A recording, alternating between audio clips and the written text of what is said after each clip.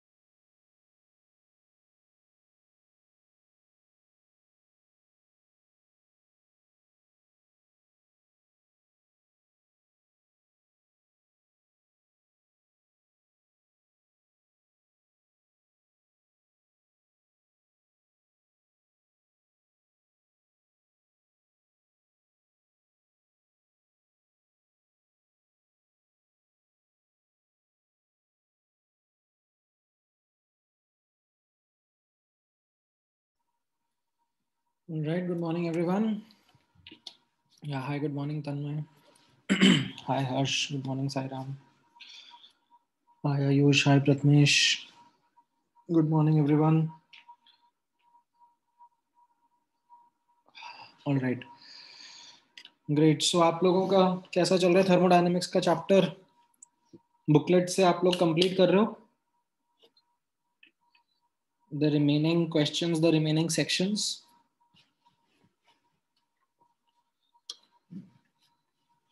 ठीक है, great. And आप लोगों ने DPPs भी अब आई एम अज्यूमिंग देखना शुरू कर दी होंगी, अगर नहीं देखी हैं अभी तक तो बीच बीच में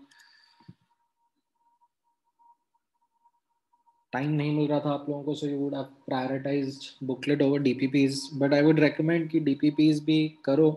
उसमें एक अच्छी वैरायटी ऑफ क्वेश्चंस कवर हो जाते हैं।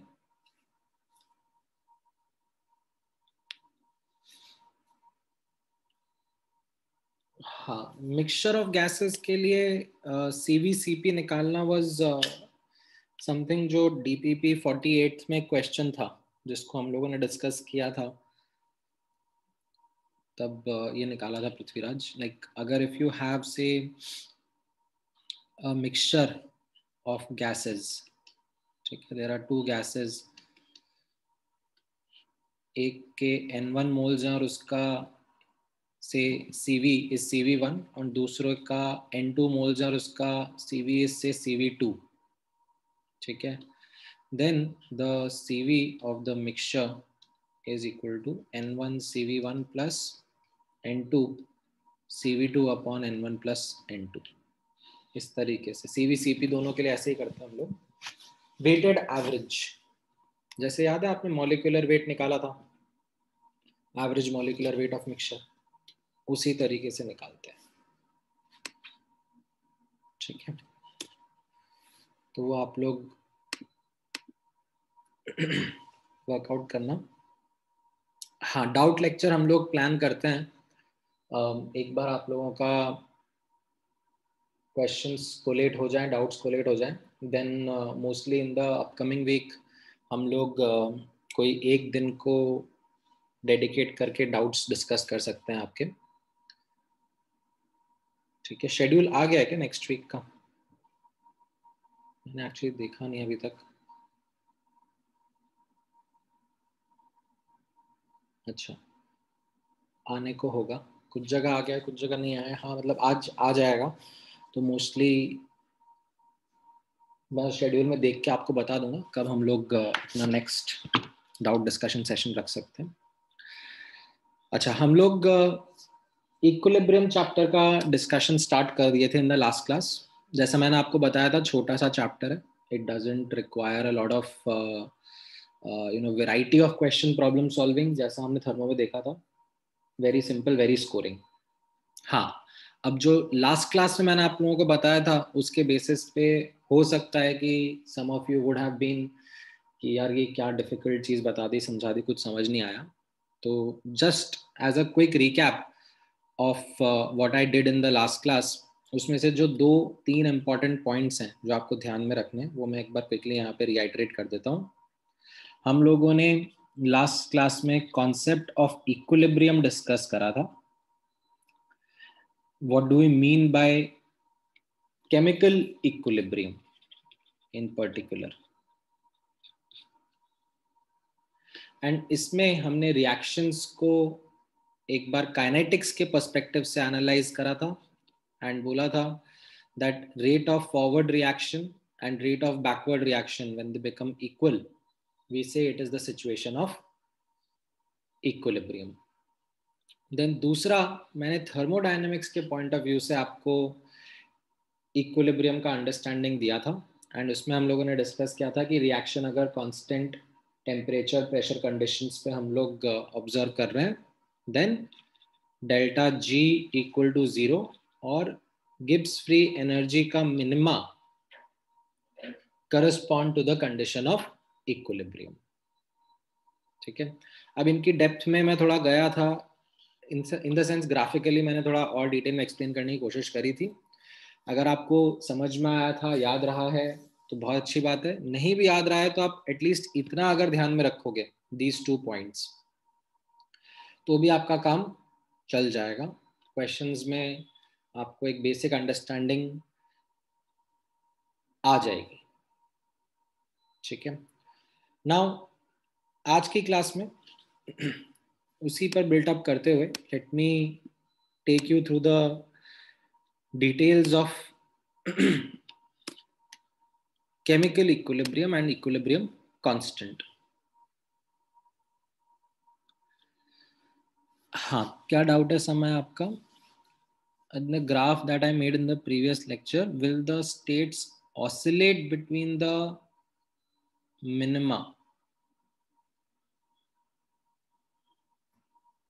Well, what we do say is yes, the equilibrium is dynamic in nature. That means जब ये जो मिनिमा वाला ग्राफ मैंने ड्रॉ किया था, ठीक है, तो यहाँ पर हम ये नहीं बोलते हैं कि रिएक्शन सीज हो गए. वी से दैट रिएक्शंस हो रहे हैं, फॉरवर्ड डायरेक्शन में भी हो रहा है, बैकवर्ड डायरेक्शन में भी हो रहा है, बट क्योंकि इक्वल रेट से हो रहा है, there is no net change.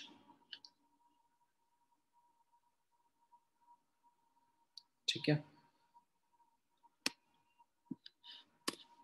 Now अब यहाँ पे फोकस करना. Let me start our discussion with the concept of type of equilibrium. And इस चैप्टर में हम लोग दो इक्विलिब्रियम्स पे फोकस करने वाले हैं, physical as well as chemical. Chemical पे ज्यादा फोकस रहेगा. केमिकल इक्विलिब्रियम इज सिंपली जहां पर केमिकल रिएक्शन हो रहा है. Physical equilibriums are also important. They are also going to be something we are going to focus on. इसमें कोई केमिकल चेंज नहीं होगा. Like for example vapour liquid का इक्विलिब्रियम हो गया, ठीक है, या फिर something like gas dissolving in a liquid. ठीक है, CO2 गैस, लाइक आप सोडा बना रहे हो तो CO2 गैस और CO2 एक्वस जो डिसॉल्व्ड फॉर्म रहता है CO2 का, इन दोनों के बीच में भी इक्विलिब्रियम एस्टैब्लिश होता है. लाइक जो आपका सोडा का बॉटल रहेगा, अच्छा बॉटल का शेप तो मुझे बनाना नहीं आएगा, मतलब ठीक है, let me not take that as an attempt.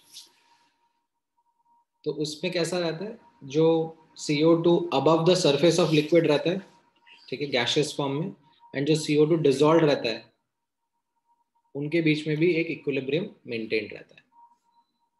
And that is again an example of physical equilibrium. ठीक है, शुगर डिसॉल्व हुई, लेट्स से आपने शुगर डाला पानी के अंदर एंड थोड़ा ज्यादा अमाउंट में डाला, right, then in that solution also, right, जो अनडिसॉल्व्ड शुगर है और जो डिसॉल्व्ड शुगर है, राइट, उनके बीच में भी देयर इज एन इक्विलिब्रियम. ठीक है. फिजिकल इक्विलिब्रियम इसलिए कहते हैं इनको because there is no chemical change involve. ठीक है, तो आप नोटिस करोगे that no chemical reaction happening, no change in chemical identity of the substance is what is the crucial factor of physical equilibrium. Now having said this, यहाँ पर एक important note मैं आप लोगों के साथ में शेयर करना चाहूँगा. यहाँ पे ध्यान से फोकस करना. A note between reversible and irreversible chemical reactions. हाँ हाँ, क्या डाउट है आपका? Sugar is continuously dissolving and undissolving. Yes, yes. That is again, it's a dynamic equilibrium only. Correct.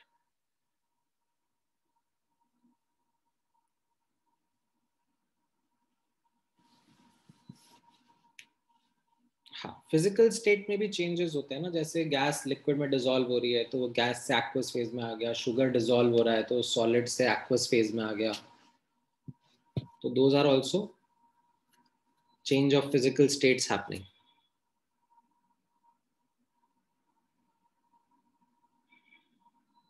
हाँ, देन वो सब मैं बाद में बताऊंगा आपको. There is something called saturated, super saturated, वो सब अलग चीजें हैं.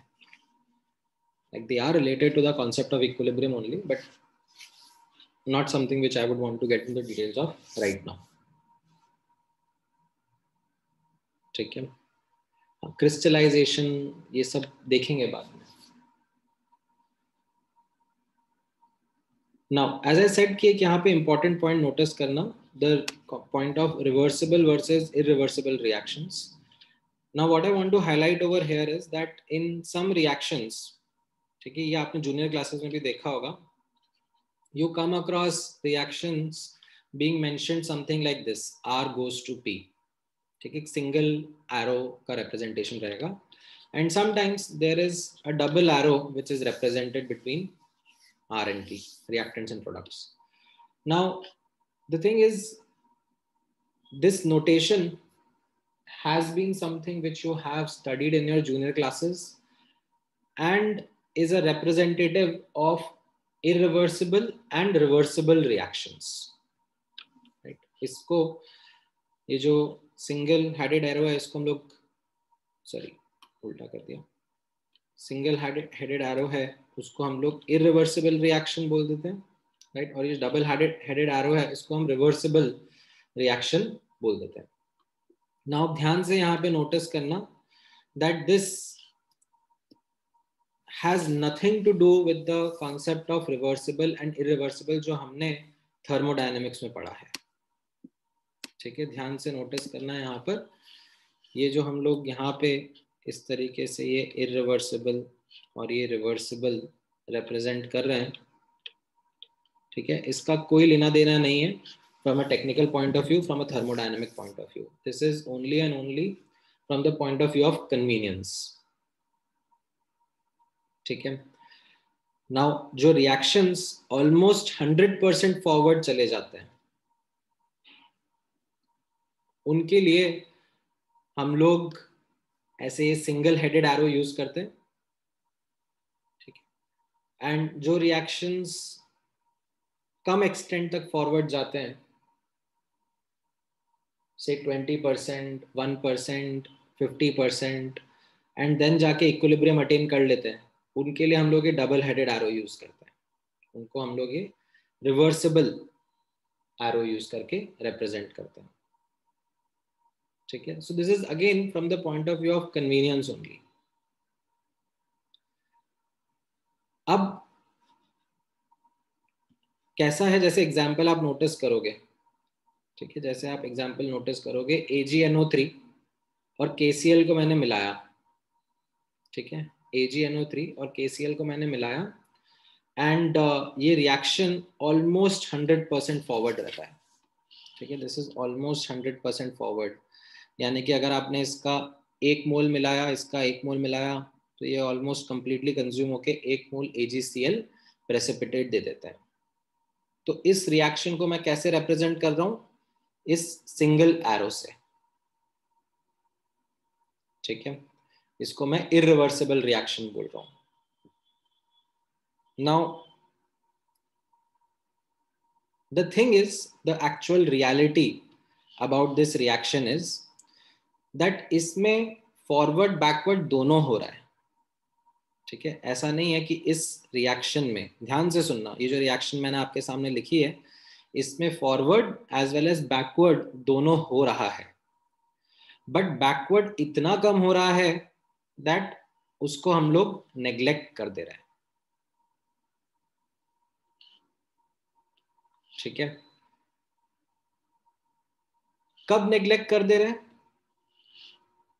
well that depends upon our requirement that depends upon our use because exactly यही रिएक्शन ठीक है जब आप मोल कंसेप्ट चैप्टर में पढ़ रहे थे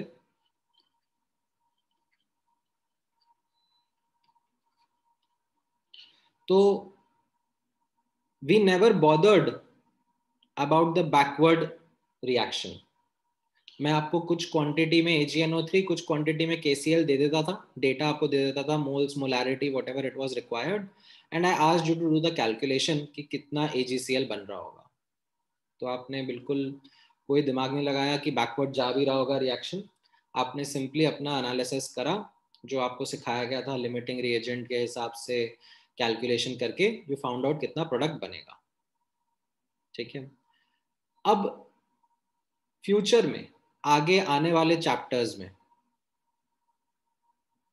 यही एग्जैक्ट रिएक्शन ठीक है जब मैं आयोनिक इक्विलिब्रियम चैप्टर पढ़ाऊंगा तब उसमें इसी रिएक्शन को आप नोटिस करना मैं डबल हेडेड एरो से रिप्रेजेंट करूंगा मैं इसको रिवर्सिबल की तरह ट्रीट करूंगा क्यों क्योंकि उस रिएक्शन में मुझे इवन दो ये ऑलमोस्ट 100% फॉरवर्ड है ठीक है 99.99999999% फॉरवर्ड है बट थोड़ा सा अमाउंट में Ag plus and Cl minus ions बचेंगे। और उस चैप्टर में आई would be interested in actually knowing कि कितना Ag प्लस आयंस और कितना Cl माइनस आयंस बचा है। थोड़ा बचा है, थोड़ा कितना, थोड़ा 10⁻⁻1, 10⁻10, 10⁻20, किस ऑर्डर में बचा हुआ है, I would be interested in knowing that. तो इसी सेम रिएक्शन को in that chapter I would be considering as an equilibrium. ठीक है।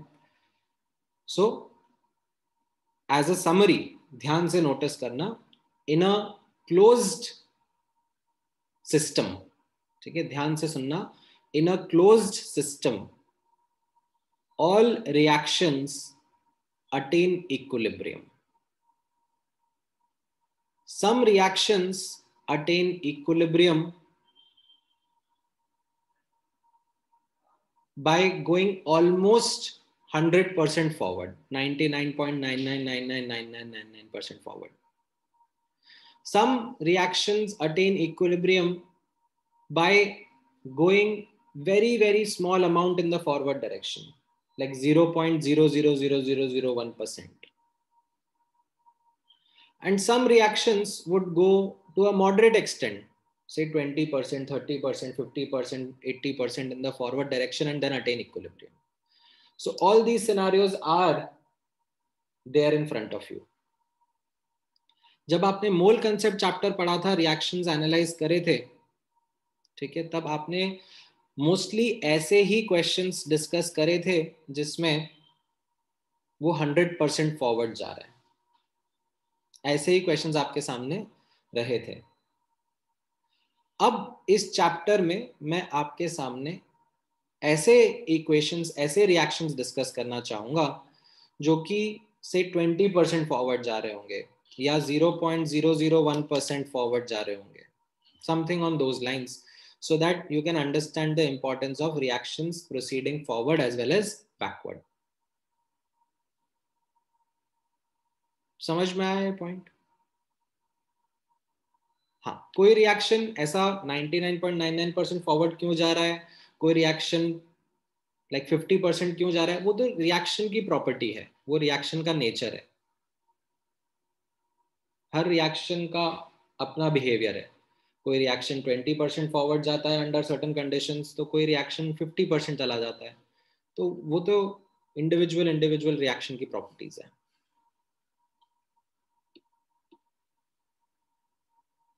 ठीक है।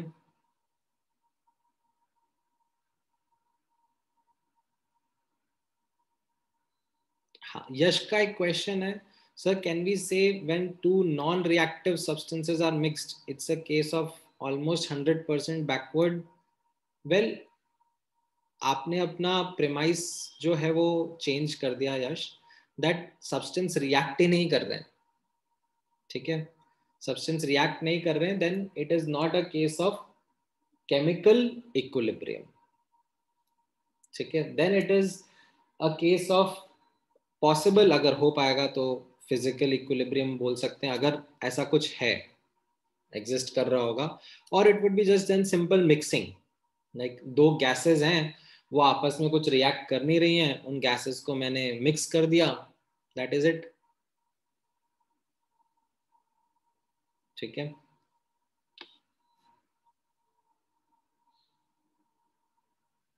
यहां पर इस चैप्टर में पर्टिकुलरली हम लोग डिस्कस करना चाह रहे हैं केमिकल reactions को, when we have mixed certain substances and they are chemically reacting with each other, then what will happen, what is the equilibrium that we will get, how much reactants would be there, how much products would be there, what will be the composition of the equilibrium mixture, that is what is the key focus of this chapter going to be.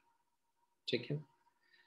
now having said this, आप लोग notice करोगे there is this another classification of equilibrium, ये आप लोगों ने junior classes में फिर से देखा होगा, होमोजीनियस एंड हेट्रोजीनियस। ठीक है, तो होमोजीनियस इक्विलिब्रियम क्या होता है, जिसमें सबके सब रिएक्टेंट्स, प्रोडक्ट्स सब सेम फेज में रहते हैं, that's a homogeneous equilibrium. Heterogeneous में कोई एक भी स्पीशीज अलग फेज में हो गई तो उसको हेट्रोजीनियस इक्विलिब्रियम कह देते हैं. ठीक है. देन हर्ष का एक और क्वेश्चन आ रहा है. For a backward reaction to happen, there has to be some percentage of forward reaction, right? हाँ हाँ बिल्कुल, मतलब okay. So if I start with reactants, ठीक है. अच्छा, this actually brings me to a point जहाँ पर हम लोग एक सेम पेज पे रहते हैं. ठीक है. फ्यूचर में हमें कंफ्यूजन नहीं होना चाहिए इस चीज के रिगार्डिंग. ध्यान से नोटिस करना. There is this important unsaid convention which we should be all aware about and on the same page. ठीक है. When I write a reaction in the following manner, ठीक है, the written form of reaction is in this way in front of you, then automatically whatever is on the left hand side is called as reactant, whatever is on the right hand side is called as product. Going from left to right is called as forward. Going from right to left is called as backward. ठीक है. ये वैसे तो I am assuming कि आपको पता है, but I am just rehydrating so that we are on the same page, because sometimes you can have reactions written in the opposite way. ठीक है. Equilibrium can be attained from either side ना, depending upon आपने क्या introduce करा है in the system. तो अगर reaction ऐसे लिखा हुआ है तो then the unsaid convention that we all must agree on, whatever is written on the left hand side is reactant, whatever is written on the right hand side is product. Left to right is forward, right to left is backward. ठीक है. इस पे कोई debate नहीं होगा, इस पे कोई कंफ्यूजन नहीं होगा. ठीक है. नाउ जैसा मैं आपको बता रहा था, नोटिस करना, व्हेन वी अंडरस्टैंड. हाँ हाँ, वो सब कैलकुलेशंस मैं आपको करके बताऊंगा ना गौरव, कि कितना परसेंटेज जाकर इक्विलिब्रियम अटेन होता है, ये हम कैसे कैलकुलेट कर सकते हैं.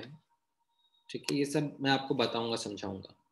आएगा धीरे धीरे. We will be uncovering all those numericals.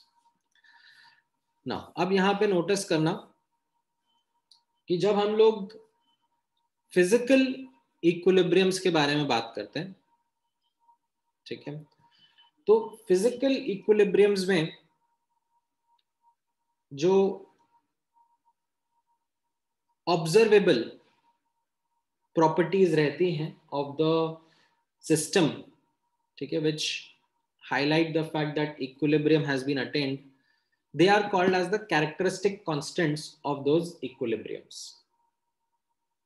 जैसे यहां पर आप एग्जाम्पल के पॉइंट ऑफ व्यू से नोटिस करना, वाटर और स्टीम, ठीक है, H2O liquid and H2O vapour के बीच का जो इक्विलिब्रियम है वो हम लोग कैसे कैरेक्टराइज करते हैं. We say that for a given temperature there will be a particular partial pressure of H2O.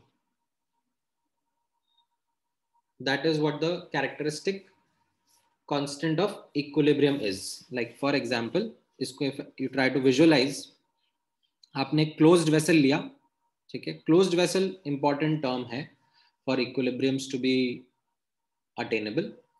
इस closed vessel के अंदर आपने H2O liquid लिया, ठीक है, and ये किसी T temperature पे. Now this H2O liquid, अब इस वेसल में मान लो आपने यहाँ पे मैनोमीटर लगा दिया टू मेजर, ठीक है, दैट कितना प्रेशर रहेगा इनसाइड. एंड ये जो H2O है ये वेपर्स फॉर्म करने लग गया. इनिशियली इवेपोरेशन होगा, इवेपोरेशन होने के बाद में कंडेंसेशन भी होगा, and eventually rate of evaporation and rate of condensation will become equal. And at that point ये जो रीडिंग रहेगी यहाँ पर मैनोमीटर की, that reading will they come steady. And corresponding to that reading, we will say that there is vapor pressure or partial pressure of H2O that has been attained. And this steady value at a given temperature is the observable parameter of this equilibrium being attained. ठीक है, तो ये this particular example H2O liquid H2O vapor के बीच के equilibrium का characteristic constant है. ठीक है, उसी तरीके से और भी physical जो equilibriums रहते हैं, ठीक है, उनके भी कुछ कुछ characteristic constants present रहते हैं. यहां पर मैंने और भी एग्जाम्पल लिए हुए हैं. ठीक है, जैसे आप नोटिस करोगे सॉलिड और वेपर के बीच में इक्विलिब्रियम रहेगा, आयोडीन और आयोडीन के वेपर के बीच में. तो इसमें भी जो ये आयोडीन के वेपर का प्रेशर है, ठीक है, partial pressure of the iodine vapour, that will be a fixed value at a given temperature. So that will be the indicator of the equilibrium. ठीक है, थोड़ा सब्जेक्टिव सेंस में बोले तो सब्जेक्टिव सेंस में कैसा रहता है, ये एक और कैरेक्टरिस्टिक कांस्टेंट बोल सकते हैं, that will be the shade of the colour. ठीक है, I2 का जो वेपर होता है वो कलर्ड होता है. तो अगर आप एक वेसल लोगे और उसके अंदर I2 डालोगे तो उसके बाद में यू विल नोटिस दैट जब I2 के वेपर्स बनेंगे तो उस वेसल के अंदर you will find that this coloured gas is going to be present. Initially colour light रहेगा, जैसे जैसे I2 वेपर बनता जाएगा कलर थोड़ा सा डार्क हो जाएगा, and then it will stay steady at some point, and that will be something which is a indicator of equilibrium attain हो गया है. ठीक है, although this is something which is not really well measurable, मतलब इसमें इतना accurate measurements नहीं हो पाता, तो a more technical, more practical aspect of observing the equilibrium will be the partial pressure of I2 vapors. ठीक है, then ऐसे ये solid liquid equilibrium like sugar का dissolving in water, dissolving of a gas in water, इन सब का भी equilibrium जो attain होता है उसके लिए हमारे पास में particular characteristic constants रहते हैं.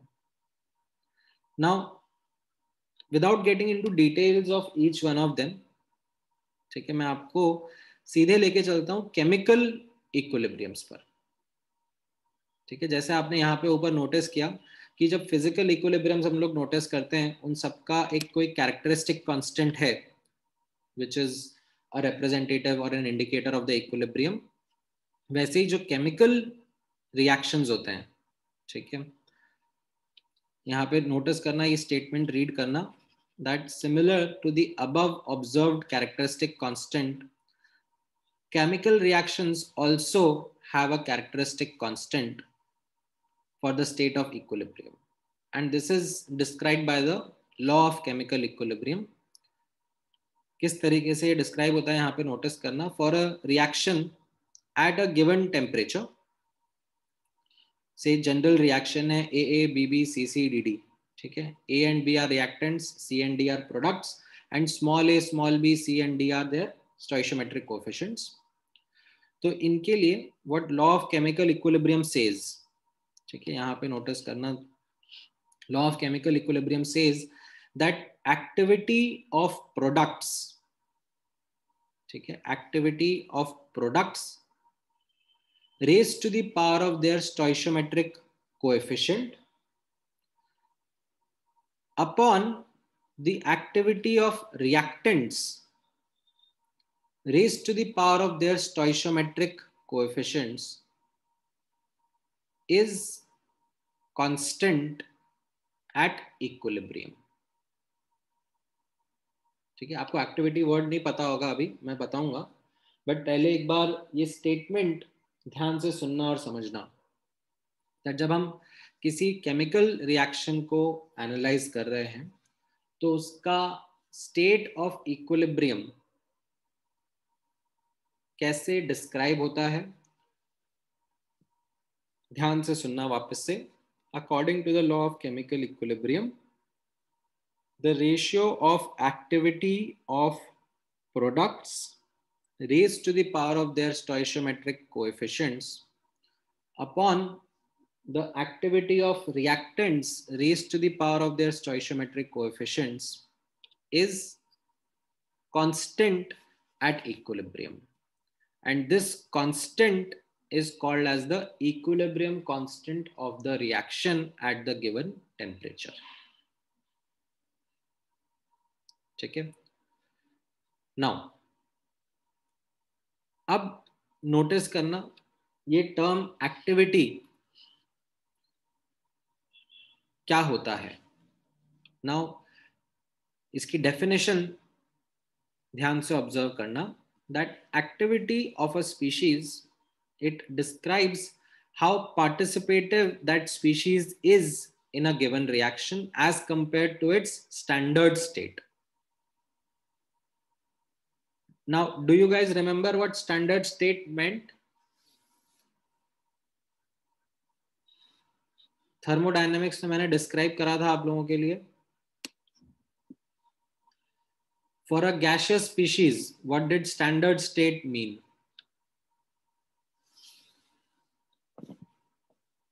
Partial pressure being 1 bar. Correct. At any given temperature. What was the standard state for a dissolved species?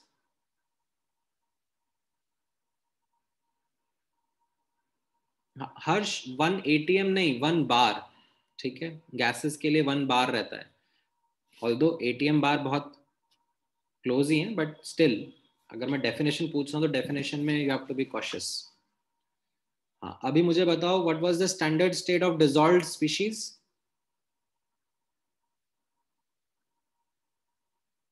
Correct, 1 molar concentration. What was the standard state of solids and liquids?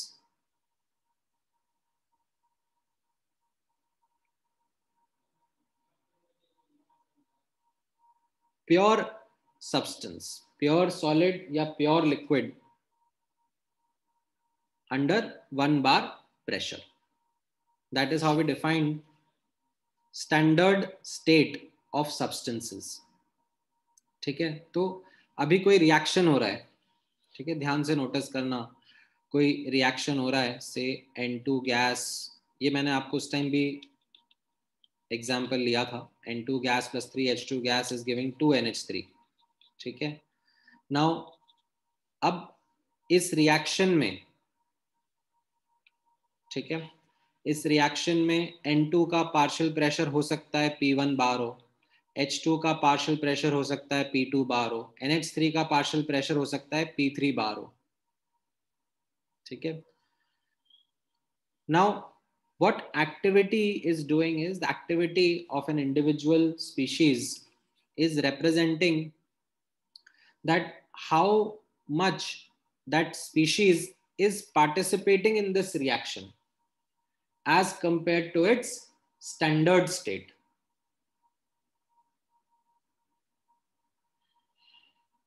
ठीक है, so this is what activity का basic understanding or definition is. Now at our level, at our syllabus, at our level of discussion, हम लोग activity की detailed calculations में तो नहीं जा पाते. ठीक है,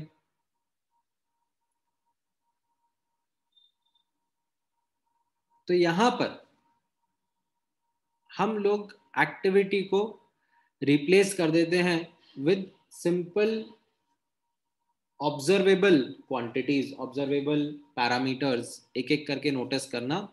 अगर कोई गैसियस स्पीशीज है तो उसके लिए हम लोग एक्टिविटी को रिप्लेस कर देते हैं उसके पार्शियल प्रेशर से. अगर कोई डिसॉल्व्ड स्पीशीज है तो उसके लिए हम लोग यूज करते हैं उसका मोलर कॉन्सेंट्रेशन. कोई सॉलिड एंड लिक्विड है, ठीक है, सॉलिड एंड लिक्विड के लिए मैंने कैसा बताया आपको, दैट उनकी एक्टिविटी जो है that isn't much different as compared to their standard state.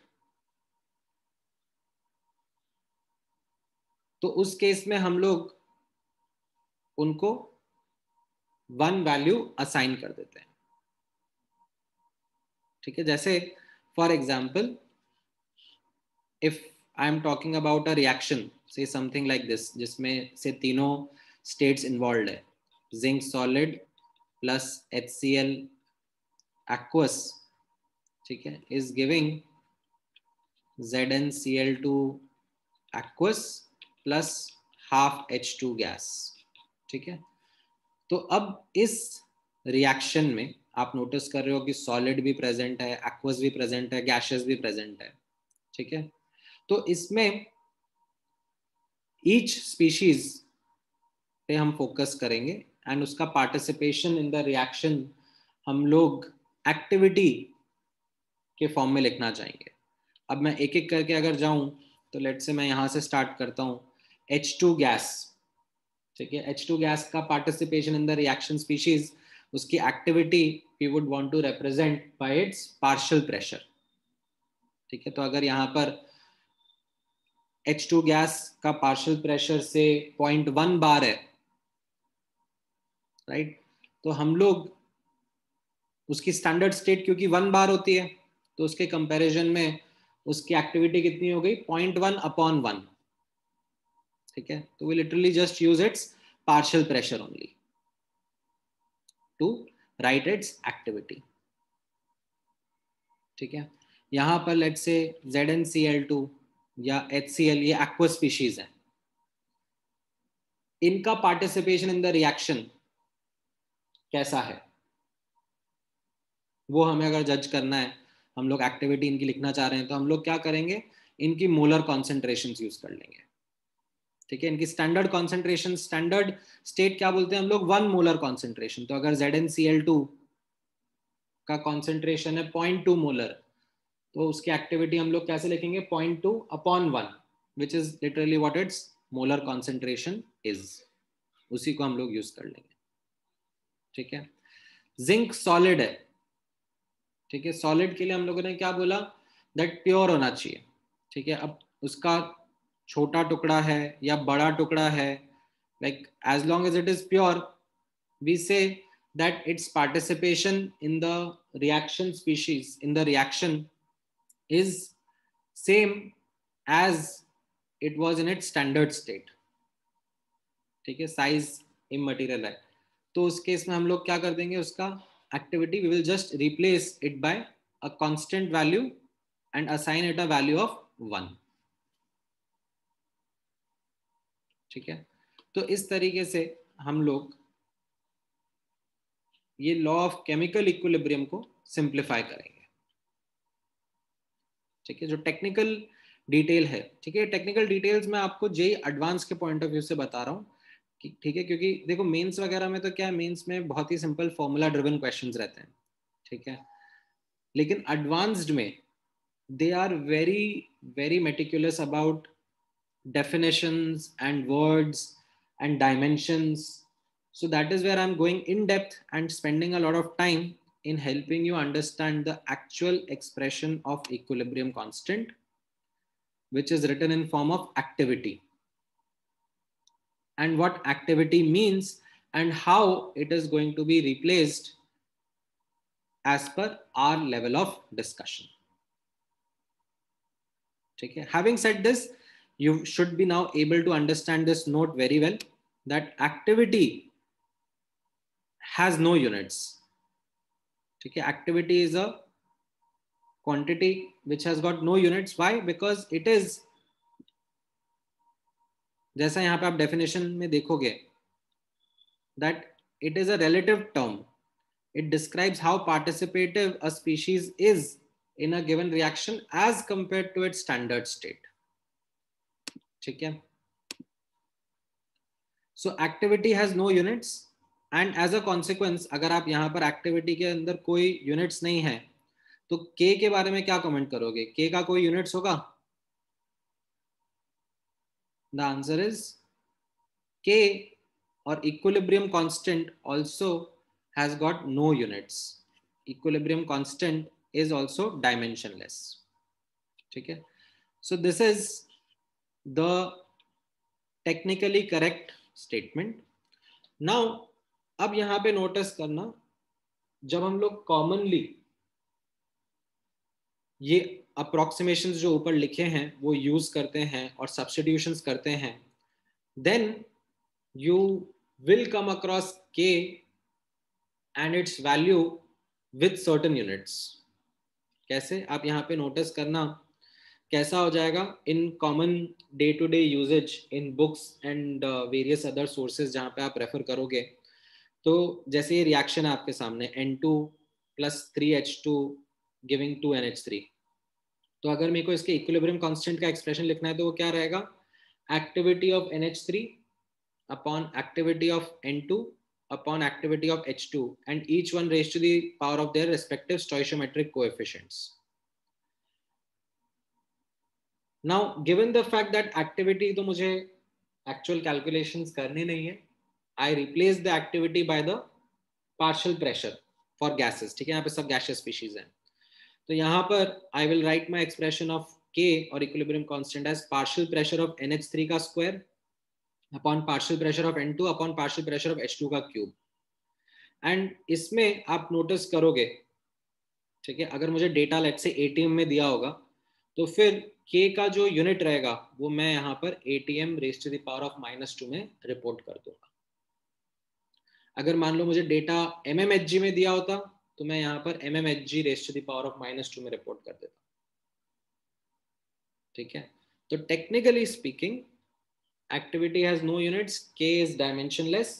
However, because we are using these approximations, we are replacing activity by certain other measurables, other terms, we do report k with appropriate set of units depending upon the data that we have. ठीक है, जैसे for example एक और देखना है यहाँ पर, acetic acid को जब आप पानी में डालते हो, ठीक है, so it attains an equilibrium with acetate ion and H plus. Now, can you tell me what should be the unit of equilibrium constant in this case? Can you write the expression of equilibrium constant and then tell me what should be the unit of it?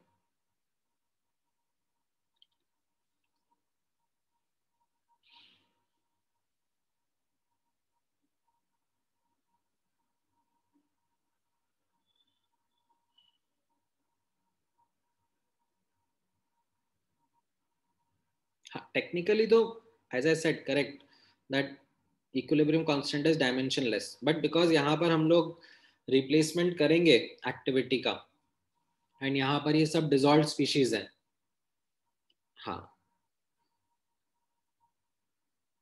correct. So yes, everyone was able to give the correct answer. Moles per liter या फिर molar, capital M, or you could have written mole per liter, right? क्योंकि ये भी molar रहेगा, ये भी molar रहेगा और ये भी मोलर रहेगा, मोलर मोलर एक कैंसिल आउट हो जाएगा और एक मोलर बच जाएगा। ठीक है, समझ में आया ये?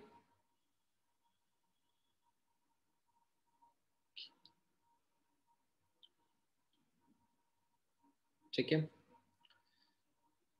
अच्छा,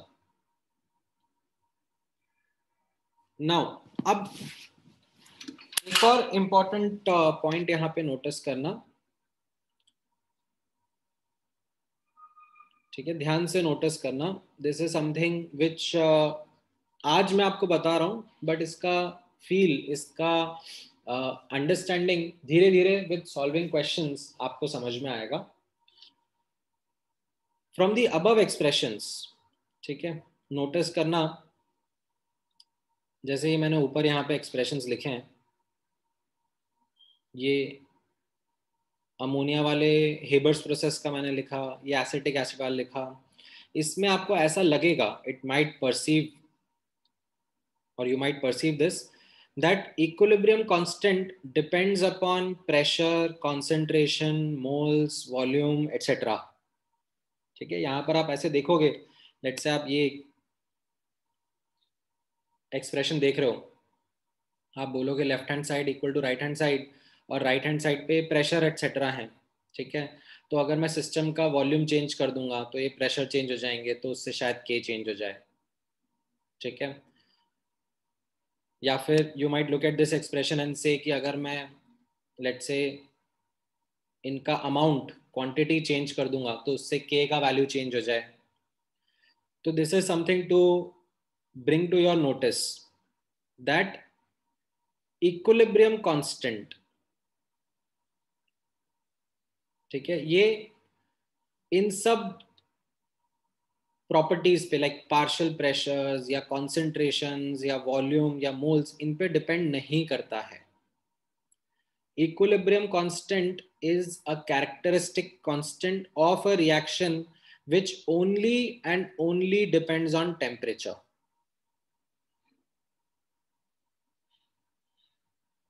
For a given reaction at a given temperature, you will have a particular equilibrium constant K.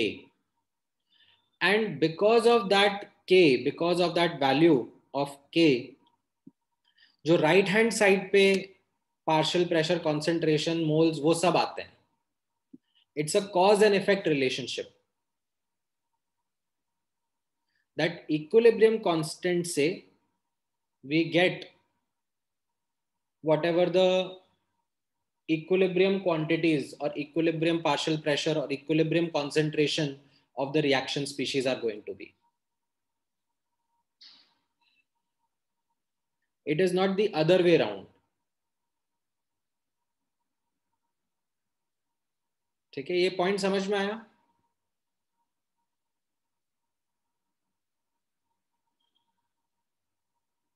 It is an important point because अभी तो आपको वैसा कैलकुलेशंस नहीं रहेंगे, बट आगे, ठीक है, ये आपका खुद का एक डाउट आता ही है, मैं आपको अपफ्रंट हाईलाइट करके बता रहा हूं. That equilibrium constant of a reaction depends only and only on temperature. That is the only factor on which equilibrium constant of a reaction would depend upon. It is not dependent on the reaction का species के partial pressures, concentrations, moles, molarities, इन सब पे depend नहीं करता है. ठीक है, आपको एक ऐसा परसेप्शन आएगा by looking at this expressions कि यू नो सर के तो इनके बराबर लिखा है, तो कल को अगर मैं रिएक्शन में लेट्स से H प्लस का क्वांटिटी कम ज्यादा कर दूं तो क्या उससे के चेंज हो जाएगा? The answer is no.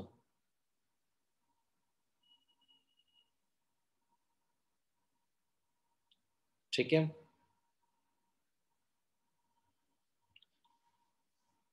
हाँ, तो इसमें दिशा आप ध्यान से नोटिस करना. ठीक है, let's say let me explain your question with this example only.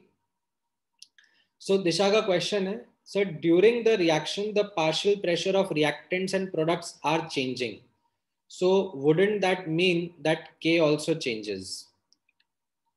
ठीक है, क्वेश्चन समझ में आया बाकी लोगों को भी? that during the reaction like partial pressure of these species are changing, तो wouldn't K change? तो ध्यान से नोटिस करना that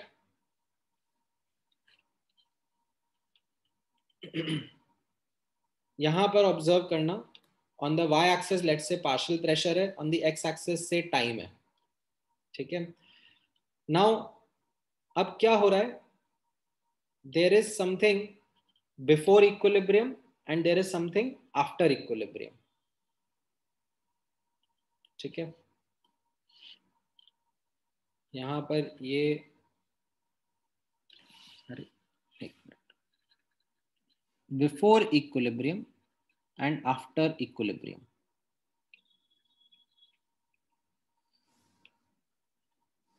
अब आपने कुछ भी क्वांटिटी डाला, मान लो ये N2 है, ये H2 है, ये NH3 है, टू स्टार्ट विद.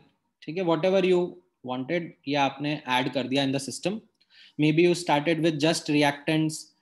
ठीक है, may be you started with just product, may be you started with any combination of reactants and products. ठीक है, डजंट मैटर. एंड अब क्या होगा, रिएक्शन फॉरवर्ड जाएगा, बैकवर्ड जाएगा, सच दैट, ठीक है, ये रिएक्शन फॉरवर्ड जाएगा, रिएक्टेंट्स कंज्यूम होंगे. ठीक है, उनकी क्वांटिटी कम हो जाएगी, प्रोडक्ट भी कंज्यूम हो जाएगा. but eventually, ठीक है, a state of equilibrium would be achieved. Now equilibrium पर, ठीक है, या इक्विलिब्रियम के बाद में कितना quantity of reactants and products रहेगा, that is what is governed by the equilibrium constant. ठीक है, so when I write the right hand side of this expression, partial pressure of NH3, partial pressure of N2, partial pressure of H2, ये सब मैं किस situation की partial pressures लिख रहा हूं? दिस इज एट और आफ्टर इक्विलिब्रियम. ठीक है, बिफोर इक्विलिब्रियम यस, कुछ भी क्वांटिटी हो सकता है ना, आप तो कुछ भी अमाउंट में रिएक्टेंट्स प्रोडक्ट्स कुछ भी डालो, ठीक है, उसमें से कुछ कंज्यूम होगा, कुछ प्रोड्यूस होगा, फॉरवर्ड जाएगा, बैकवर्ड जाएगा, ठीक है, वो सब चेंजेस होंगे, बट वो चेंजेस इस तरीके से होंगे that eventually at equilibrium or after equilibrium this expression must be followed.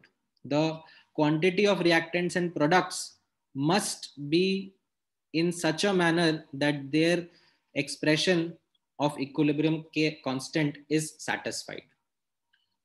So this is what I mean by cause and effect. Okay, so K is the cause and these partial pressures or concentrations, they are the effect. ठीक है, समझ में आया? So K and the factors depending factors on which K depends on is just the temperature.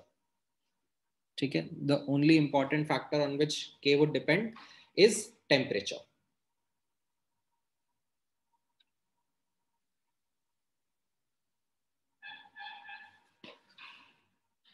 हाँ, वो आपका point सही है पूर्णा, लेकिन जैसा मैंने आपको बताया ना, दैट इन जनरल जब हम लोग कैलकुलेशंस करते हैं, देखते हैं बुक्स में, क्वेश्चंस में, so the thing is because we have set the standard as 1 bar 1 molar, so what happens is people don't divide by that 1 bar or 1 molar.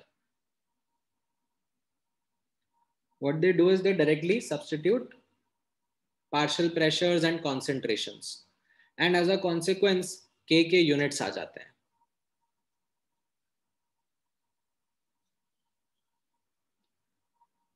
ठीक है, now this is a doubt जो कि आप लोगों को आता बाद में, जब आप let's say आगे पढ़ते हो, and you would come across these two statements. Statement number 1, that activity has no units and K is dimensionless. ठीक है, this is the technically correct statement that you would come across in any good textbook that you will read.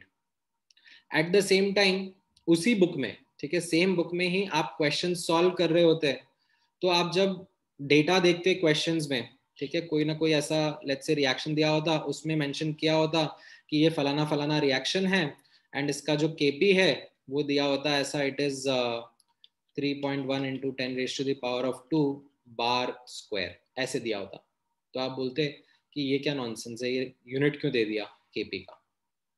तो that is what I am trying to help you understand and absorb.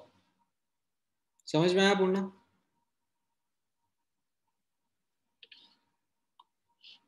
ठीक है, now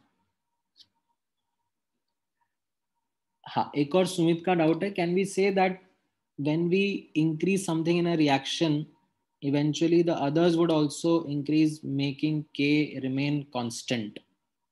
हाँ, so we will look at the aspect of disturbing an equilibrium. ठीक है, वो सुमित हम लोग देखेंगे कि एक इक्विलिब्रियम को हम लोग डिस्टर्ब करेंगे बाय चेंजिंग सर्टेन पैरामीटर्स. कभी मैं कुछ रिएक्टेंट डाल दूंगा, कभी मैं कुछ प्रोडक्ट डाल दूंगा, तो उससे इक्विलिब्रियम फॉरवर्ड बैकवर्ड कैसे शिफ्ट होगा वो सब हम लोग देखेंगे बाद में. But yes, the value of equilibrium constant it only and only depends on temperature. ठीक है, it does not depend on any other thing. ठीक है, so this is important concept to grasp in the beginning. The factors on which K depends is temperature. Another factor, ठीक है, on which K depends is not really a fundamental factor, it's more of a mathematical workaround, that is stoichiometry.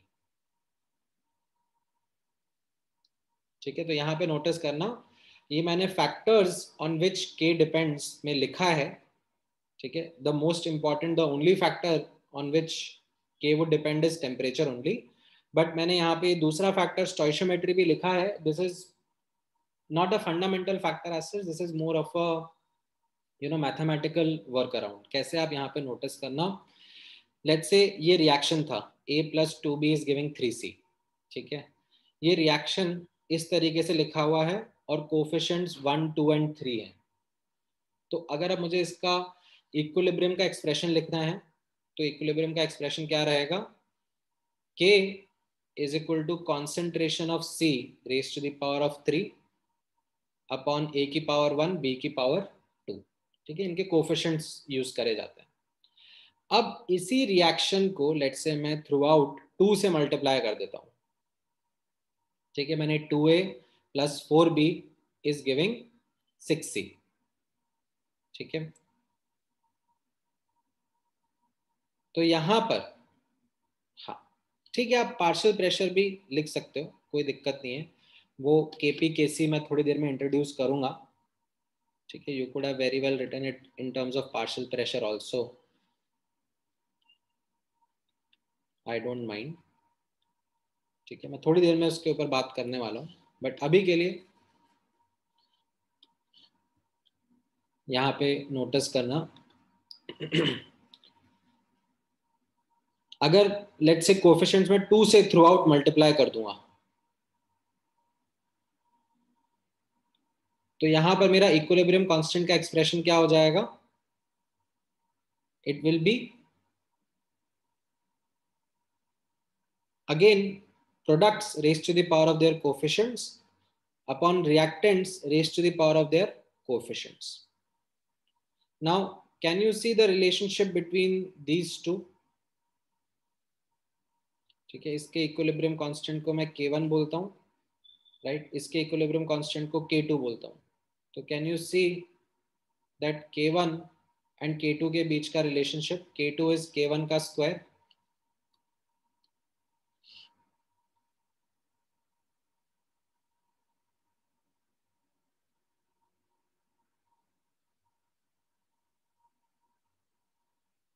ठीक है, तो अगर मैंने एक reaction की stoichiometry को चेंज करा, तो उससे इक्विलिब्रियम कांस्टेंट की वैल्यू पे फर्क आ जाता है. ठीक है, अगर मान लो इसी रिएक्शन को मैंने 2 से डिवाइड करा होता, ठीक है, the same reaction, say if I would have written in this way, half A gas plus B gas is giving 3/2 C gas, right? तो इसका जो इक्विलिब्रियम कांस्टेंट रहता K3, that would have been √K1. Why? आप equilibrium constant का expression देख लो, C की power 3/2 upon B upon A की power 1/2. ठीक है, अगर मैं रिएक्शन को रिवर्स करके लिख दूंगा, ठीक है, यहाँ पे आप नोटिस करना, अगर मैं रिएक्शन को रिवर्स करके लिख दूंगा, ये A + 2b गिविंग 3c था और मैंने ऐसे लिख दिया 3c is giving 2b + b, तो इक्विलिब्रियम कांस्टेंट भी क्या हो जाएगा, इट विल बिकम रेसिप्रोकल. ठीक है, it is as good as say multiplying by -1, तो k raised to the power of -1 हो गया, ऐसा बोल सकते हो. ठीक है, और you can simply remember it कि अगर मैं रिएक्शन को उल्टा कर देता हूं, तो मेरा k का वैल्यू उसका रेसिप्रोकल बन जाएगा. ठीक है, इनफैक्ट मैं यहाँ पर एक और एडिशनल पॉइंट हाईलाइट कर देता हूँ. लेट्स से अगर 2 रिएक्शंस हैं, ठीक है, 2 इक्विलिब्रियम्स हैं, उनको अगर मैं ऐड कर रहा हूं तो उनके इक्विलिब्रियम कांस्टेंट आप नोटिस करना मल्टीप्लाई हो जाएंगे। ठीक है, कैसे? आप यहाँ पे let me use this space. मान लो ये एक इक्विलिब्रियम है, A is giving B and C is giving D। ठीक है, इसका इक्विलिब्रियम कांस्टेंट K1 है, इसका इक्विलिब्रियम कांस्टेंट K2 है। और अगर मैं इस तरीके से रिएक्शन लिख देता हूं, A plus C gas is giving B gas plus D gas, तो इनका combined equilibrium will be K1 into K2। ठीक है, क्योंकि K1 का एक्सप्रेशन क्या था? K1 का expression will be concentration of B upon concentration of A and K2 का expression will be concentration of D upon concentration of C। And इसका expression अगर मैं लिखूंगा तो वो क्या रहेगा? B into D upon A into C, which is as good as multiplying the two equilibrium constants। समझ में आया ये?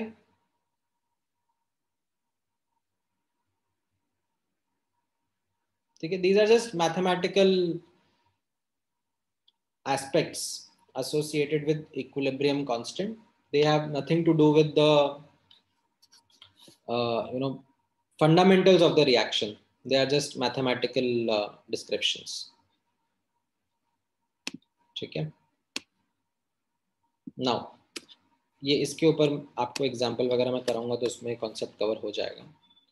नाउ अब यहां पे नोटिस करना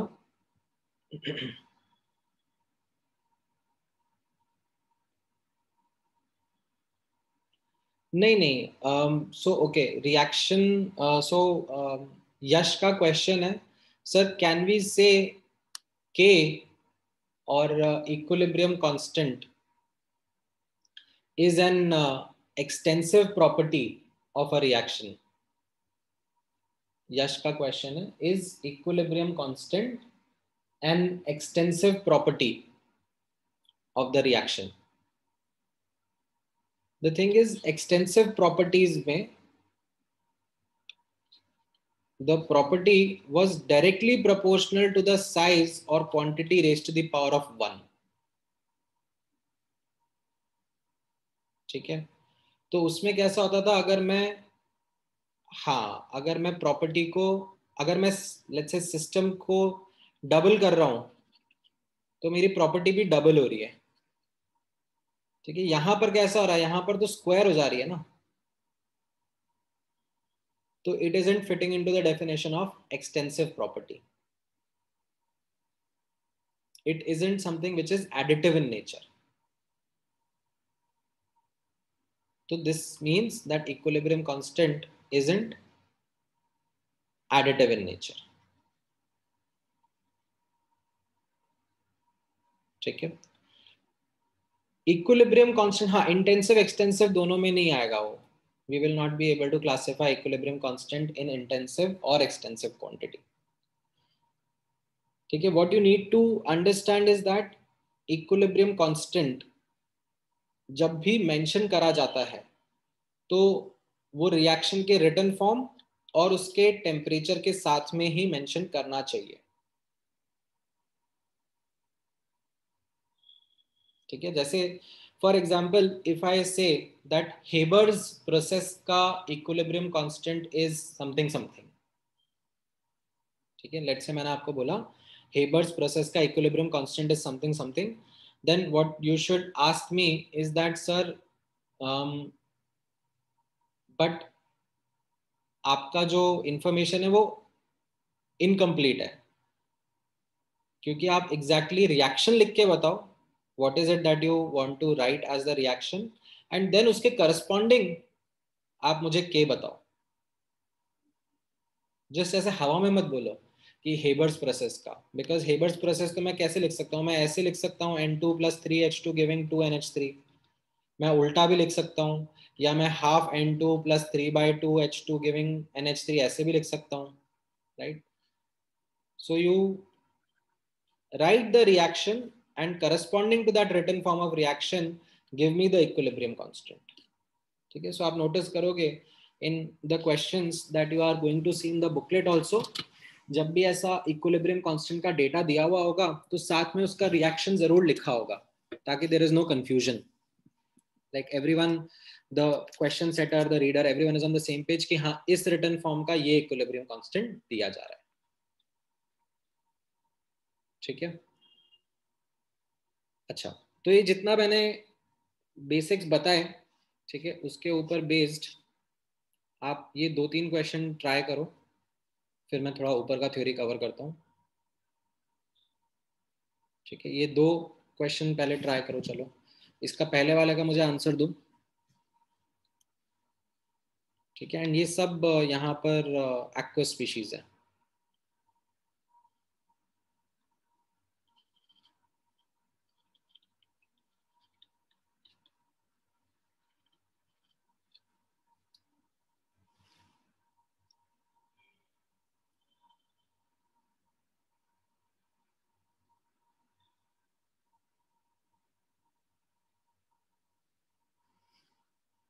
राइट, कैसे लिखोगे? k p raised to the power of 4 q raised to the power of 6 upon a raised to the power of 4 b raised to the power of 5।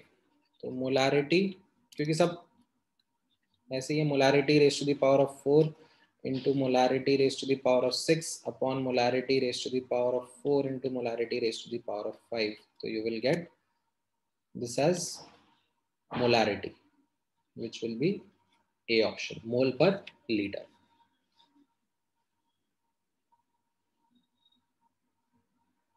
ठीक है, जिसका भी गलत आंसर आया वो देख लेना। ठीक है, हाँ, यहाँ पर अभी मैं इसलिए बताऊंगा क्योंकि यश आपका क्वेश्चन करेक्ट है। ये के और उसके सब्सक्रिप्ट में सी लिखा है ना, इसकी वजह say that it is insisting that use concentrations. ठीक है, all right, what about this next one? In which of the following reactions the value of equilibrium constant depends upon the units of concentration?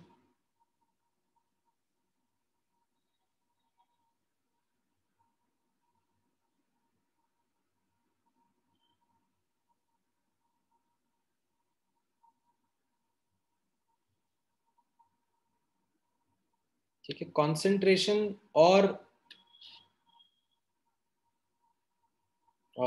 In fact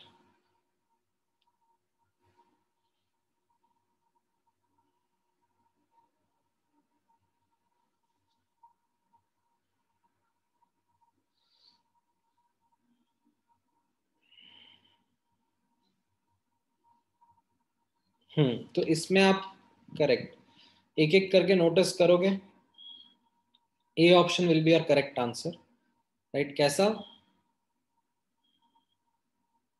ठीक है, यहां पर in the first option आप notice करोगे तो के कैसा रहेगा?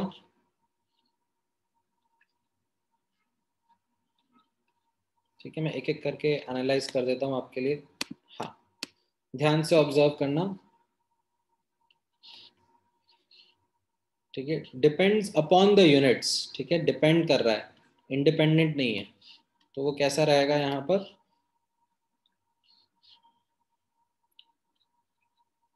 आप जो फर्स्ट ऑप्शन है उसमें के लिखोगे तो it will be CO Cl2 raise to the power of 1 raise to the power of 1 upon CO Cl2। ठीक है, तो यहाँ पर it will be molar into molar upon molar, right? तो इसका एक कैंसिल आउट नहीं होगा and you will have a molar concentration. बाकी ऑप्शन में बी में सी में जो बाकी के ऑप्शंस हैं इनमें आप नोटिस करोगे इसमें सब में कैंसलेशंस हो जाएंगे, ठीक है। हाँ, बार में भी कर सकते हो आप हर्ष, कोई दिक्कत नहीं है, ठीक है। You could very well do it in terms of bars also, because ये गैशियस स्पीशीज है, ठीक है। तो यूनिट्स पे डिपेंड करेगा उसके, ठीक है। मैं बताता हूँ अभी आपको, जस्ट 2 मिनट दो मुझे, आपका ये डाउट भी मैं क्लियर कर देता हूँ, ठीक है। In these B, C and D, what you are observing is that units cancel out, ठीक है। हाँ, राइट। अब आप लोगों को एक डाउट आ रहा होगा, ठीक है, आप लोगों को डाउट आ रहा होगा कि सर ये क्या चल रहा है, मतलब कभी कंसंट्रेशन यूज करनी है, कभी पार्शियल प्रेशर यूज करना है। आपने तो यही बोला था कि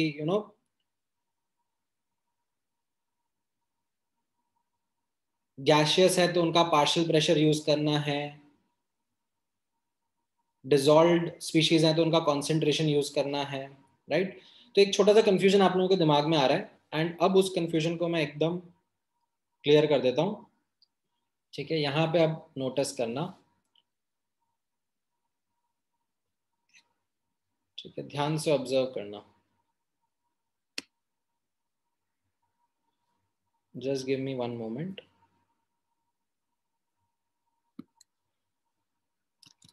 यहाँ पे नहीं,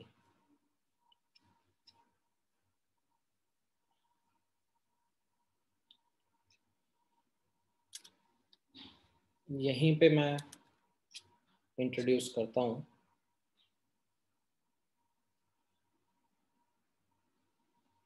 ठीक है। यहाँ पर नोटिस करना दैट जब हम लोग कोई रिएक्शन एनालाइज कर रहे हैं,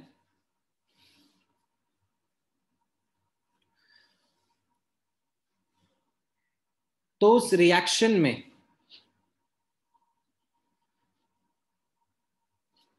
technically speaking we should notice whatever the state in which species are present and accordingly replace their activities, ठीक है। जैसे आप यहाँ पे नोटिस करोगे, लेट्स से ये रिएक्शन है जो अभी मैंने आपके साथ में डिस्कस किया, Zn solid plus HCl aqueous is giving ZnCl2 aqueous plus, या इसको यहाँ पे 2 से मल्टीप्लाई कर देते हैं, H2 गैस, ठीक है। नाउ ये अब कैसा इक्विलिब्रियम रहा आपके सामने, हेट्रोजीनियस इक्विलिब्रियम है, लाइक इसमें डिफरेंट डिफरेंट फेजेस प्रेजेंट है, सॉलिड, एक्वस, गैस। अब इस इक्विलिब्रियम के लिए, ठीक है, जब भी मैं इक्विलिब्रियम कांस्टेंट डिफाइन करूंगा, तो I will have to be as per my standard description.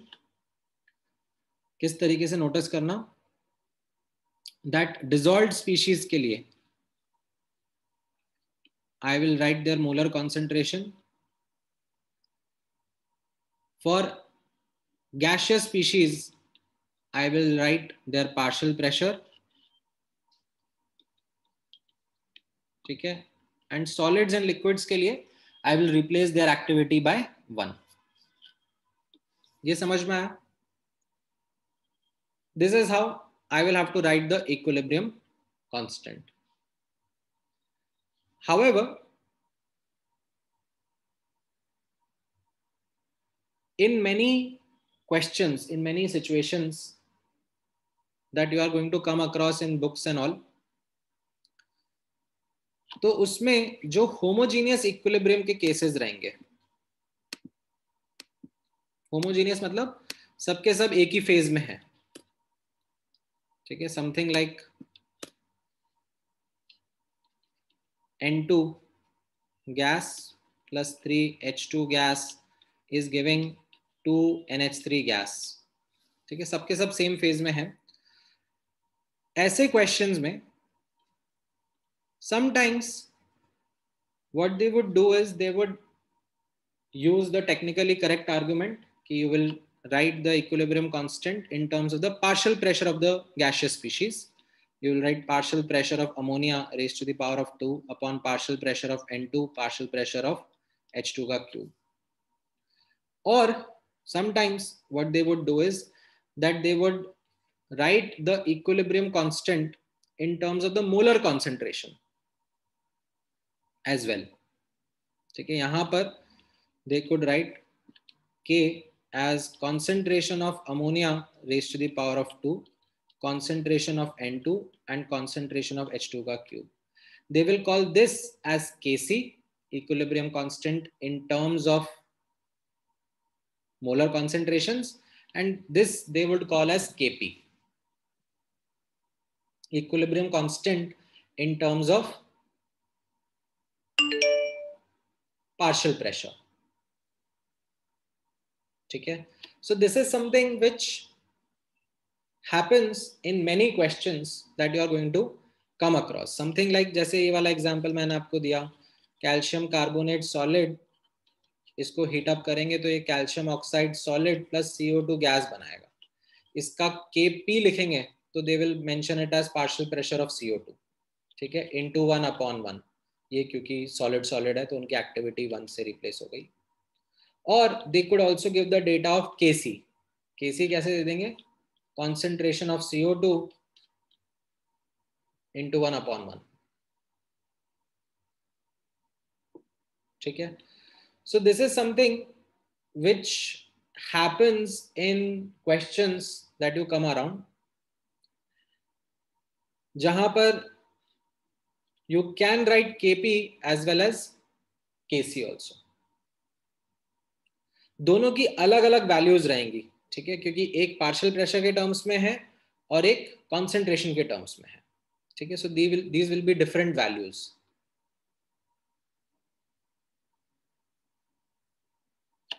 ठीक है, तो you do come across this, although the accurate way, the technical way should be that you just replace gases by their partial pressure and dissolved species by their molar concentrations. ठीक है, that is the correct way to go about it. That is a technically correct way. However, doing this isn't also incorrect, and you will find many questions in which sometimes Kp, sometimes Kc would be mentioned or given. ठीक है, तो एक एक करके इसको notice करना। यहाँ पे वही मैं आपको इंट्रोड्यूस करा देता हूँ। Kc के बारे में नोटिस करना। Kc कैसा है? It is an equilibrium constant expressed in terms of concentration of species. ठीक है, नाउ ये Kc को मैं कब यूज नहीं करूंगा, ध्यान से नोटिस करना। यहां पर not to be used when both gaseous and aqueous species are present.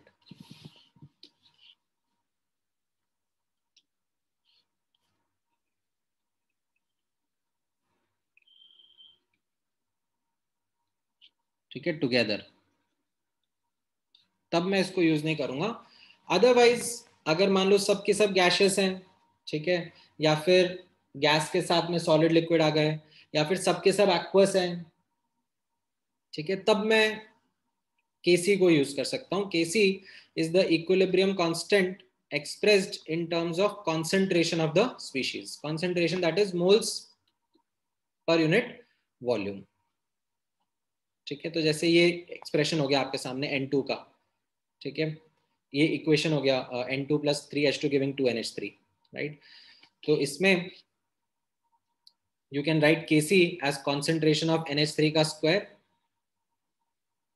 upon concentration of N2 upon concentration of H2 का क्यूब। एंड इस तरीके से आप एक्सप्रेस कर सकते हो। ठीक है, कहाँ पे यूज नहीं करना है, जैसे मैंने आपको एग्जाम्पल बताया। ठीक है, for example if I mention this example, zinc solid plus 2 HCl aqueous। ठीक है, ये वाला जो मैंने एग्जाम्पल बताया,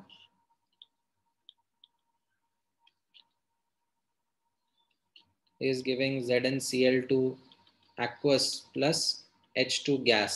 ठीक है, तो यहाँ पर Kc can't use। Why can't use और can't define Kc? Because यहाँ पर aqueous as well as gaseous दोनों species together mentioned है। ठीक है, तो यहाँ पर you will just use K। ठीक है, nothing in subscript, no subscript, K will be equal to what? जैसे मैंने बताया आपको, ZnCl2 का concentration multiplied by partial pressure of H2 upon HCl की कॉन्सेंट्रेशन का स्क्वायर। ठीक है, एंड जो भी जिंक सॉलिड है दैट विल बी जस्ट 1। ठीक है, इस वाले में NH4HS solid is giving NH3 gas plus H2S gas, right. तो इसमें मैं कैसे कर सकता हूँ, Kc डिफाइन कर सकता हूँ, NH3 raised to the power of 1, H2S raised to the power of 1 upon NH4HS। I will just replace by 1 because NH4HS is solid, and unit क्या हो जाएगा यहाँ पर, mole square, sorry molar square, और मोल plus मोल पर litre square. ठीक है, right. ये CH3COH वाला एग्जांपल मैंने आपके सामने डिस्कस कर लिया था ऊपर ही। इसमें Kc का एक्सप्रेशन क्या रहेगा, ठीक है, इसमें सबकी सब एक्वस स्पीशीज है, तो उसके लिए भी मैं Kc लिख सकता हूँ। It will B CH3CO minus into H plus upon CH3COH। ठीक है, molar into molar upon molar, तो ये बच गया एक सिंपल मोलर, इसका unit.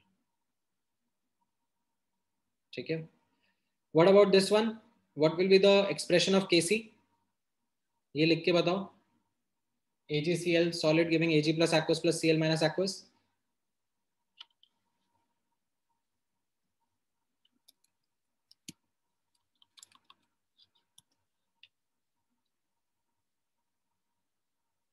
Correct. It will be Ag plus concentration into Cl minus concentration upon 1 and the unit will be molar square। ठीक है, तो ये तो Kc की कहानी हुई। ठीक है, Kc is the equilibrium constant expressed in terms of concentration of species। ठीक है, in many of these examples that I have written आप इसको यूज कर सकते हो। ठीक है, कहाँ पे नहीं यूज कर सकते, जहां पर दोनों गैसेस और एक्वस स्पीसीज रहेंगी वहां पे नहीं यूज कर पाओगे। ठीक है, Kp नोटिस करना, Kp कैसा है, Kp is an equilibrium constant in terms of partial pressure of species। And ये कहां पर यूज हो सकता है, it can only be used when there is at least one gaseous species in the reaction and no dissolved species. ठीक है, कोई भी एक्वस स्पीशीज नहीं होनी चाहिए और एटलीस्ट एक डिसॉल्व्ड स्पीशीज होनी चाहिए, वहां पर ये यूज हो पाएगा। कैसा रहेगा इसका एक्सप्रेशन, जैसे फॉर एग्जांपल ये आपके सामने रिएक्शन है, NH3 gas plus HCl gas giving NH4Cl solid. तो can you write the expression of Kp for me, what will be the expression of Kp and उसका यूनिट्स क्या रिपोर्ट करना चाहिए।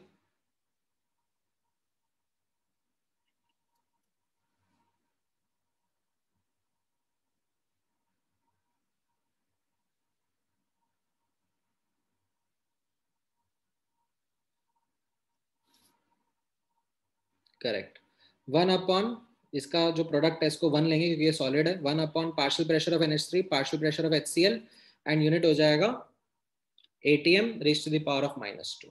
ठीक है, बार में भी कर सकते हो डिपेंडिंग अपॉन जो भी आपको डेटा दिया हुआ है, बार में दिया हुआ है ATM में, टिपिकली ATM में डेटा दे देंगे, तो आप ATM का डेटा यूज करना बस। ठीक है, what about this one, what will be the expression of Kp and what will be its unit.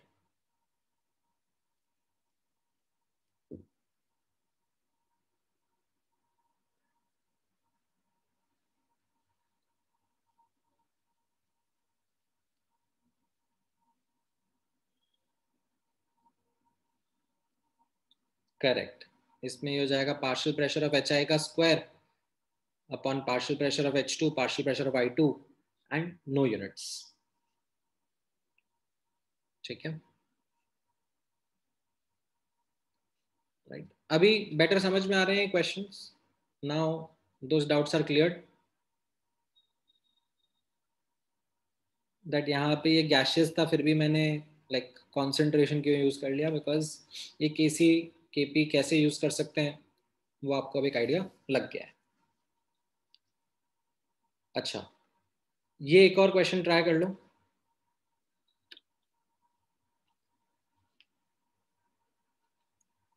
एक ये इक्विलिब्रियम है, बेंजोइक एसिड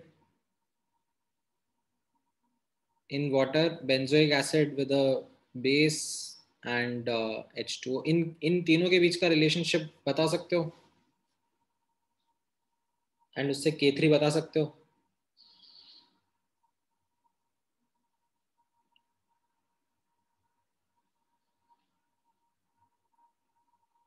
हाँ, मैं बताता हूँ देवर्षि।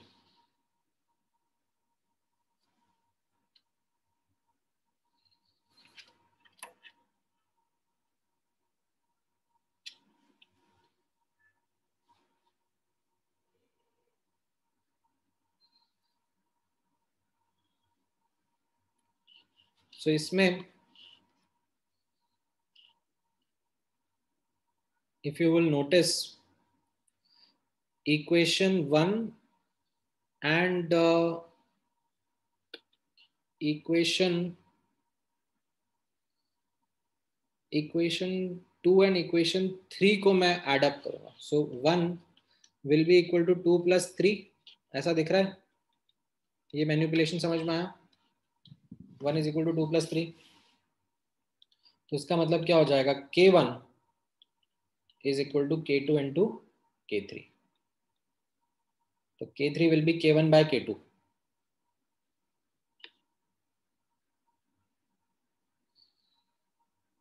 तो मेरा आंसर आ जाएगा बी ऑप्शन, करेक्ट। सी नहीं, बी।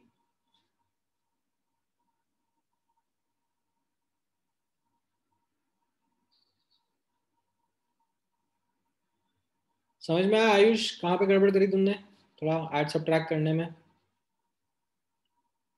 स्टार्टिंग अभी तो तुमने करेक्ट कर दिया।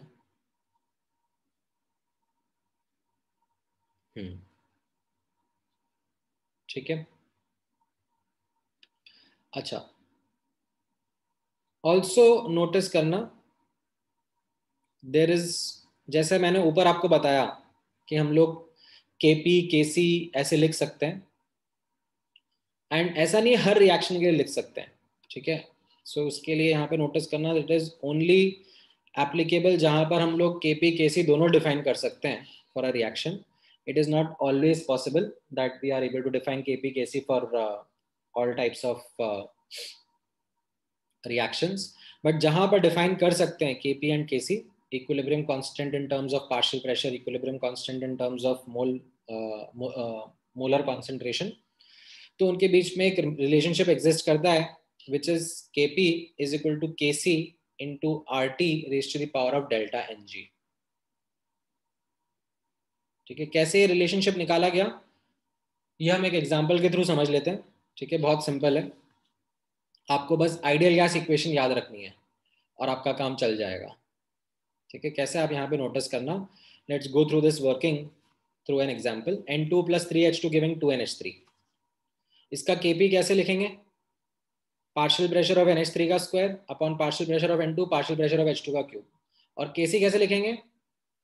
मोलर कॉन्सेंट्रेशन ऑफ NH3 का square upon molar concentration of N2 molar concentration of H2 का क्यूब।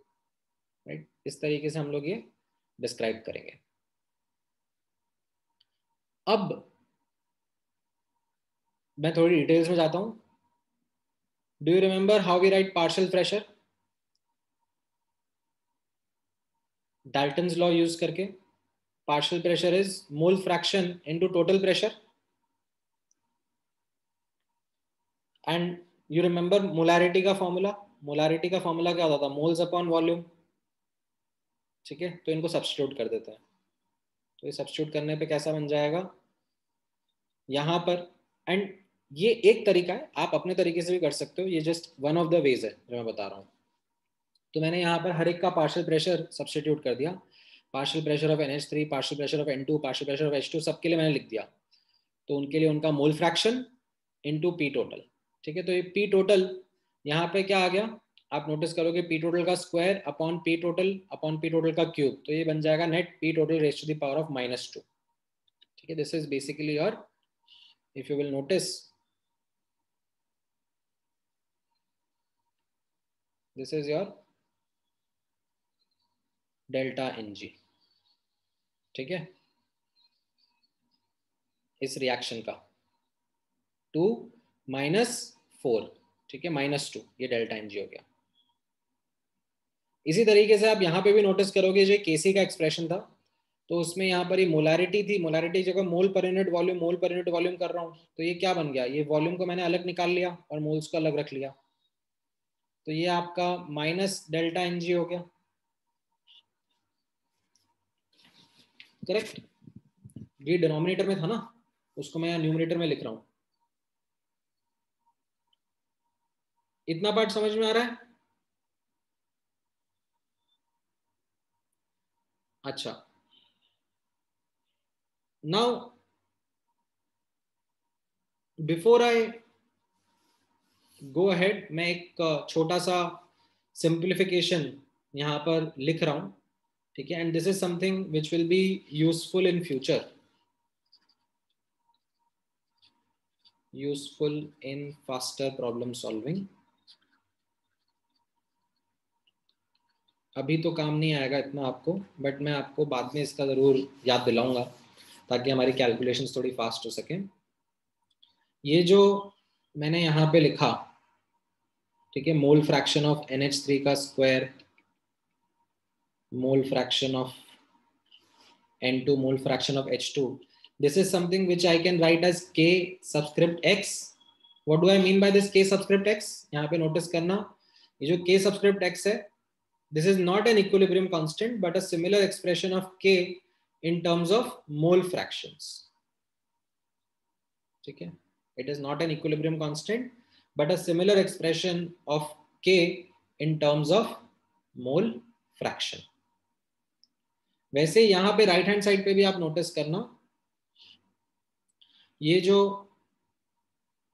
मोल्स में एक्सप्रेशन था, मोल्स ऑफ NH3 का square upon moles of N2, moles of H2 का क्यूब।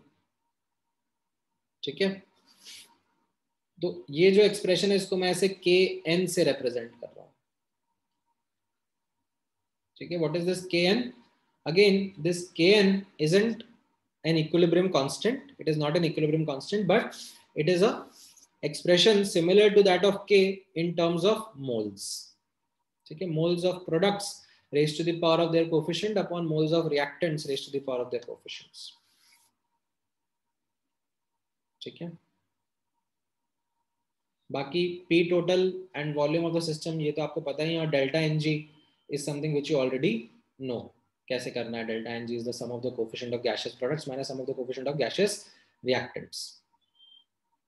इस तरीके से हम लोग ये Kp और Kc का एक्सप्रेशन लिख सकते हैं। नाउ अब थोड़ा सा और आगे के स्टेप्स नोटिस करना,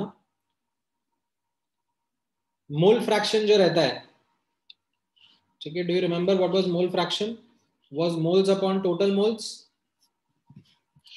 ठीक है, moles of a species upon total moles. तो ये जो Kx था उसकी जगह में Kn, और ये Nt को मैं अलग से निकाल लूंगा, Pt अपॉन Nt लिख लूंगा वहां पर। ठीक है, Nt को डेल्टा Ng के साथ मर्ज कर दूं, चलेगा?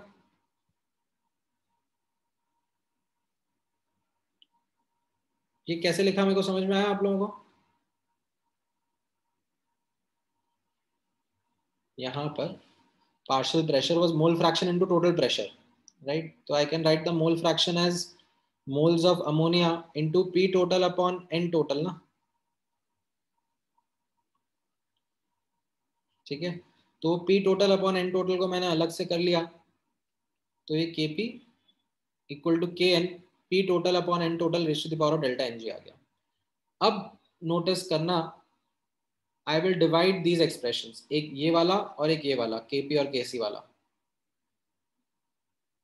ठीक है, ये केपी वाला और ये केसी वाला, इन दोनों को मैं डिवाइड कर दूंगा, के एन कैंसिल आउट हो जाएगा, एंड क्या बच जाएगा, Kp is equal to Kc into PT by N T into V raise to the power of delta N G, and by ideal gas equation, ठीक है, P total into V is equal to N total into R T, ठीक है, ये हमारा ideal gas equation hold करेगा।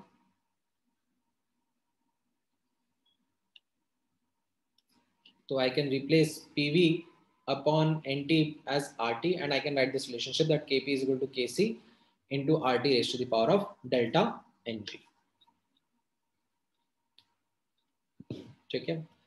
Now जैसा मैंने आपको स्टार्टिंग में बताया था, ठीक है, रिलेशनशिप रहेगा केपी केसी के बीच में, जो कि आपको कॉमनली यूज करना रहेगा, Kp is equal to Kc into R T raise to the power of delta N G. ये उसका बाय एग्जाम्पल मैंने एक प्रूफ दे दिया है, ठीक है, ऑल्दो आपसे कोई प्रूफ पूछेगा नहीं, बट इस प्रूफ के दौरान जो ये मैथमेटिकल मैनिपुलेशंस हमने करे, मोल्स, मोल फ्रैक्शंस, इन सब के, ये हमें कई बार फास्टर प्रॉब्लम सॉल्विंग करने में आगे हेल्प करता है, ठीक है। सो आई वुड नॉट रेकमेंड कि यू स्किप दिस प्रूफ, ठीक है, आप लोग बैठ के तसल्ली से एक बार इस पे दिमाग लगाना, ठीक है, और इसको खुद से डिराइव करने की कोशिश करना वापस से, ठीक है। अभी मैंने एक बार करके दिखाया है, बट क्योंकि मैं एक एक स्टेप एक एक करके आपके सामने रिप्रेजेंट कर रहा था, तो it was something which you could understand and move on, but I would recommend that एक बार आप खुद से वापस स्क्रैच से स्टार्ट करना, ठीक है, यहीं से स्टार्ट करना, N2 H2 NH3 and KPKC का एक्सप्रेशन लिखने के बाद में you try to yourself find the relationship, use Dalton's law, use ideal gas law, use the definition of molarity and struggle through this, ठीक है। हो सकता है ये सेम स्टेप्स आपको स्ट्राइक नहीं करें, आप कुछ और तरीके से करो, but that will enable you to become comfortable between these terms, and I really want you to put that effort over here so that बाद में जब मैं प्रॉब्लम सॉल्विंग में इन इक्वेशंस को यूज करूं आपके लिए, तो you are much faster in your problem solving, ठीक है। कोई एक एग्जाम्पल ले लो तो ज्यादा अच्छा रहेगा, ठीक है, जनरल इक्वेशन से करने जाओगे तो भी करोगे, बट वो थोड़ा और टफ हो जाएगा आपके लिए, ठीक है। मतलब I could have started over here by writing A plus B B giving C C plus D D, ठीक है, वो जो जनरल इक्वेशन रहती है, instead of this, but it would have taken more effort for me, ठीक है, variables बहुत सारे हो जाते हैं, तो इस चीज का ध्यान रखते हुए यहाँ पे वैलिडेट, कोई एग्जांपल लेके वैलिडेट ऑल दीज एक्सप्रेशंस जो मैंने यहाँ पे येलो में हाईलाइट करा है, ठीक है। इतना पार्ट समझ में आया आप लोगों को? हाँ, बोलो साई राम।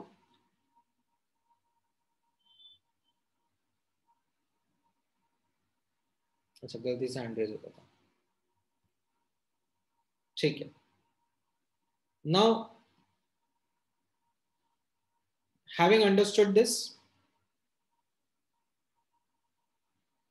अब हम लोग प्रॉब्लम्स की तरफ जा सकते हैं, क्वेश्चंस की तरफ मूव कर सकते हैं कि इसमें क्वेश्चंस कैसे रहते हैं, कैसे पूछे जाते हैं। तो that we will cover under this heading called as application of equilibrium constant, ठीक है। एप्लीकेशन ऑफ इक्विलिब्रियम कांस्टेंट में अब आप नोटिस करना, सबसे पहला application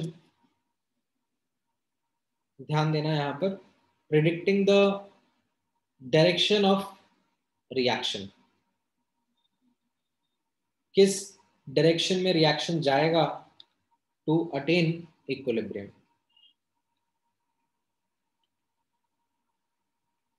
now as you can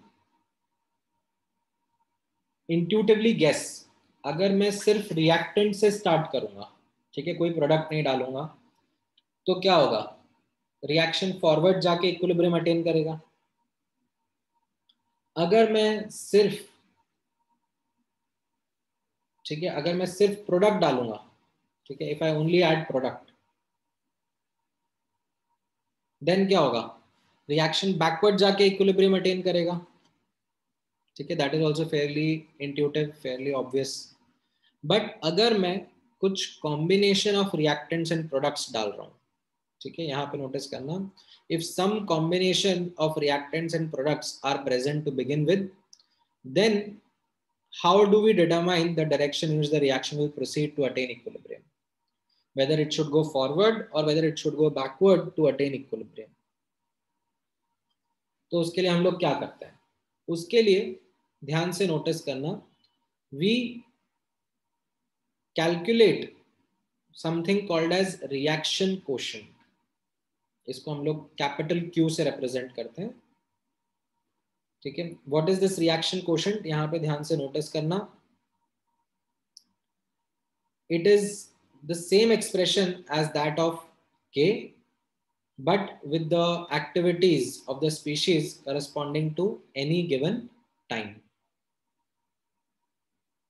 ठीक है, सो मान लो यहाँ पे रिएक्शन है A plus 2B is giving 3C। ठीक है, ये रिएक्शन है आपके सामने। अब किसी भी जनरल टाइम पर, ठीक है, बिफोर इक्विलिब्रियम, स्टार्ट में, कहीं पर भी, किसी भी जनरल टाइम पर आप क्या करो, आप Q कैलकुलेट करो। Q क्या होगा, it is the same expression as K, but the quantities at whatever that time that you have been given।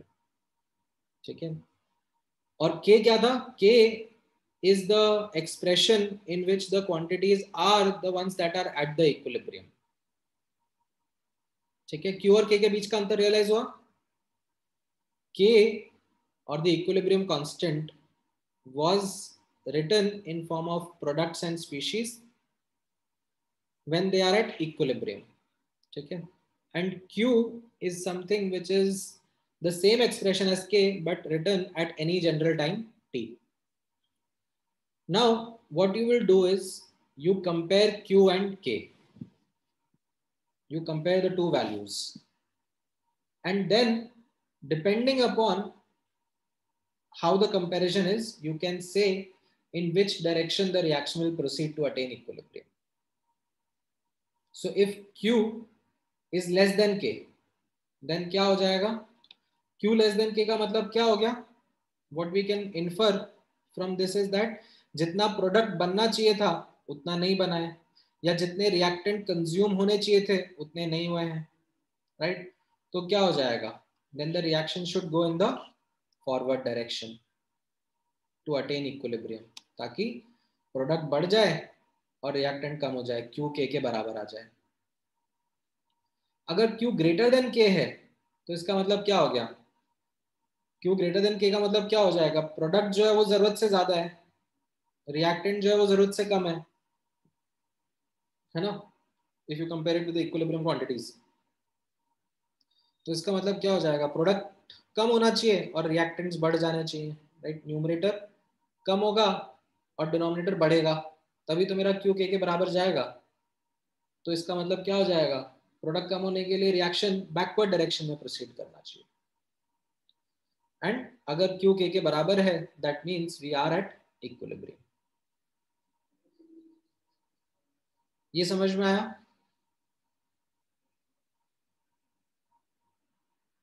Is this clear with everyone?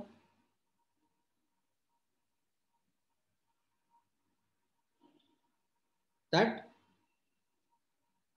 with the help of equilibrium constant we can predict the direction in which the reaction must proceed to attain equilibrium। ठीक है, अगर सिर्फ reactant डाला है तो we know forward जाके आ जाएगा, सिर्फ प्रोडक्ट डाला है तो वी नो फॉर बैकवर्ड जाके आ जाएगा। बट अगर कुछ क्वांटिटी में कॉम्बिनेशन डाला है रिएक्टेंट्स एंड प्रोडक्ट्स का, तो you calculate the Q value, compare it with K, and then you will get the idea whether the reaction is going to proceed in forward or backward direction to attain equilibrium। अच्छा, next observe करना, अच्छा चलो ठीक है, ये एक quick question है, आप लोग कैलकुलेट करके बता दो फटाफट फटाफट।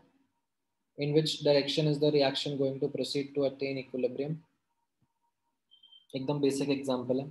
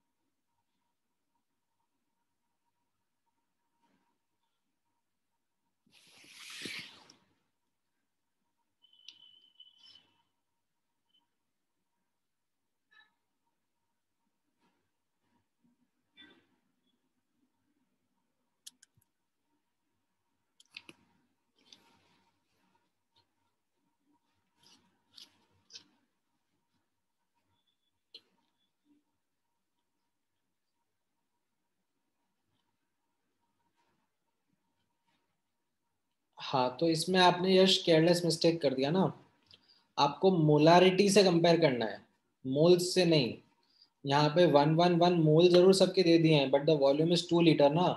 तो when you put the expression of molarity, it will be half molar, half molar, half molar, and raised to the power of their stoichiometric coefficients. So you get the Q value as half. And when you compare it with K, you find that Q is less than K. That means the reaction will proceed in the forward direction. समझ में आया?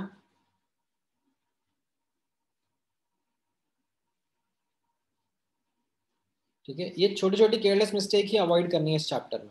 वही मैं आप लोग आपके साथ में डिस्कस करूंगा। ठीक है, अच्छा। देन नेक्स्ट एप्लीकेशन यहाँ पे नोटिस करना। ठीक है, नेक्स्ट एप्लीकेशन कैसा रहेगा? With the help of equilibrium constant. ठीक है, you can also calculate the extent of reaction. ठीक है, extent of reaction as in reaction will proceed how much to attain equilibrium. 10%, 20%, 99.9999%, कितना जाकर रिएक्शन इक्विलिब्रियम अटेन करेगा? That is something which we call as extent of reaction and can be determined by alpha. ठीक है, that is represented by alpha and that can be determined by equilibrium constant.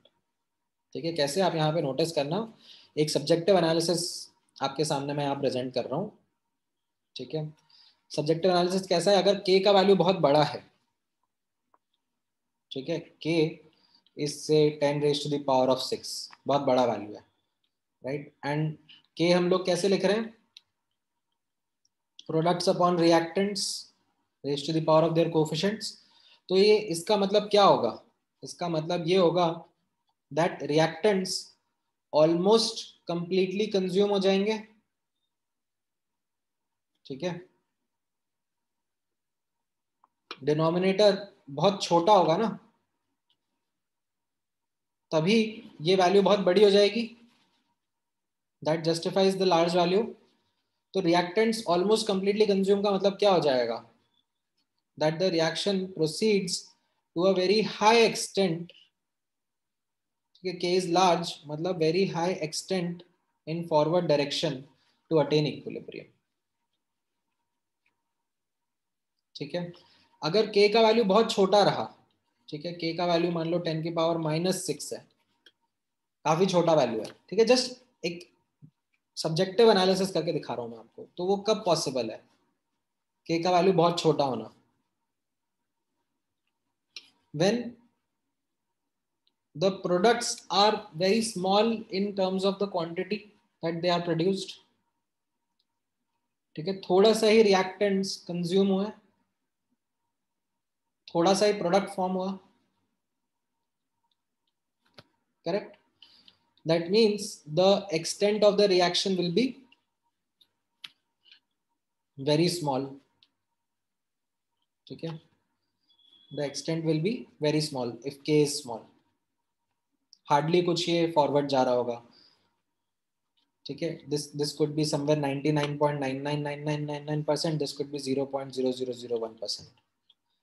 And अगर आपकी moderate values हैं, ठीक है, if you have moderate values of equilibrium constant, then we can't do a subjective analysis. We will have to do actual calculations to determine what would be the extent of the reaction. ठीक है, we will have to go and check that कितना reactant कितना product में change हो रहा है, and accordingly what will be the extent of reaction. ठीक है, अच्छा, before we get into the details of the calculation, let's all be on the same page. हाँ हाँ, आप ऐसे कह सकते हो। तो सार्थक का एक ऑब्जर्वेशन है, सार्थक का ऑब्जर्वेशन है, सर इफ के is very large then can we say that the reaction is forward driven, and if the K is very small then can we say that the reaction is backward driven? The answer is yes, you can very well say that. अगर के का value large है, ठीक है, तो we say that almost reaction 100% forward हो जा रहा है, ठीक है, and we tend to then generally represented by single arrow, ठीक है। बट के का वैल्यू अगर स्मॉल है या मॉडरेट वैल्यूज हैं, ठीक है, और फिर भी हमें उनका एनालिसिस करना है, तो हम उनको ऐसे डबल हेडेड एरो से रिप्रेजेंट कर देते हैं। तो वो single arrow double headed arrow का एक डिस्टिंक्शन था जो मैंने आपको स्टार्टिंग में बताया था। बट इस चैप्टर में तो जब भी क्लोज सिस्टम में हम लोग सब कुछ इक्विलिब्रियम का ही मानेंगे, ठीक है, एंड उसी में हम लोग ये बोलेंगे that some reactions can proceed to almost 100% completion. That's okay. Some reaction might be very small in terms of the extent, and some would be moderate. Acha. Now as I was saying, नहीं so okay, यश का एक और question है। यश मुझसे पूछ रहा है, sir when you से लार्ज, व्हेन यू से small, do you have any values for it? What is large, what is small? The answer is Yash that it is completely dependent on the question, ठीक है, the context, the data that is given in the question. So you don't need to be very rigid about what is meant by large K, what is meant by small k. ठीक है, आपको questions के साथ में practice करते करते ये चीज समझ में आ जाएगी, ठीक है। अच्छा, just as a last point before we close our session for the day, extent of reaction क्या होता है? Moles reacted upon initial moles. Is this definition clear with everyone? ये हम लोगों ने मोल कंसेप्ट में भी पढ़ा था. मैं एक बार क्विकली यहाँ पे रिकैप भी करा रहा हूँ, राइट? तो हम लोग कैसे डिस्क्राइब करते थे एक्सटेंट ऑफ रिएक्शन को? Moles reacted upon initial moles, ठीक है। अगर मान लो यहां पर 1 मोल इनिशियली प्रेजेंट था और x मोल रिएक्ट हो गया, तो हम लोग एक्सटेंट ऑफ रिएक्शन क्या बोलेंगे? Moles reacted upon initial moles 1, x upon 1,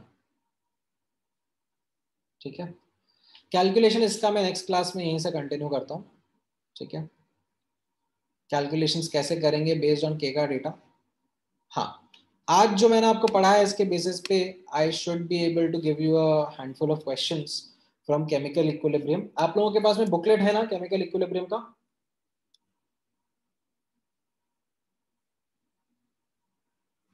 because I will send some questions for you to work on. हाँ, तो वो क्वेश्चंस आप डेफिनेटली प्रैक्टिस करना before we meet in the next class, ठीक है। हाँ हाँ, ये पीडीएफ मैं भेज दूंगा अभी, अभी दोपहर में भेज दूंगा. अभी इमीडिएटली तो मेरी एक और क्लास है, बट उसके बाद में भेज दूंगा, ठीक है। चलो, all right, thank you guys.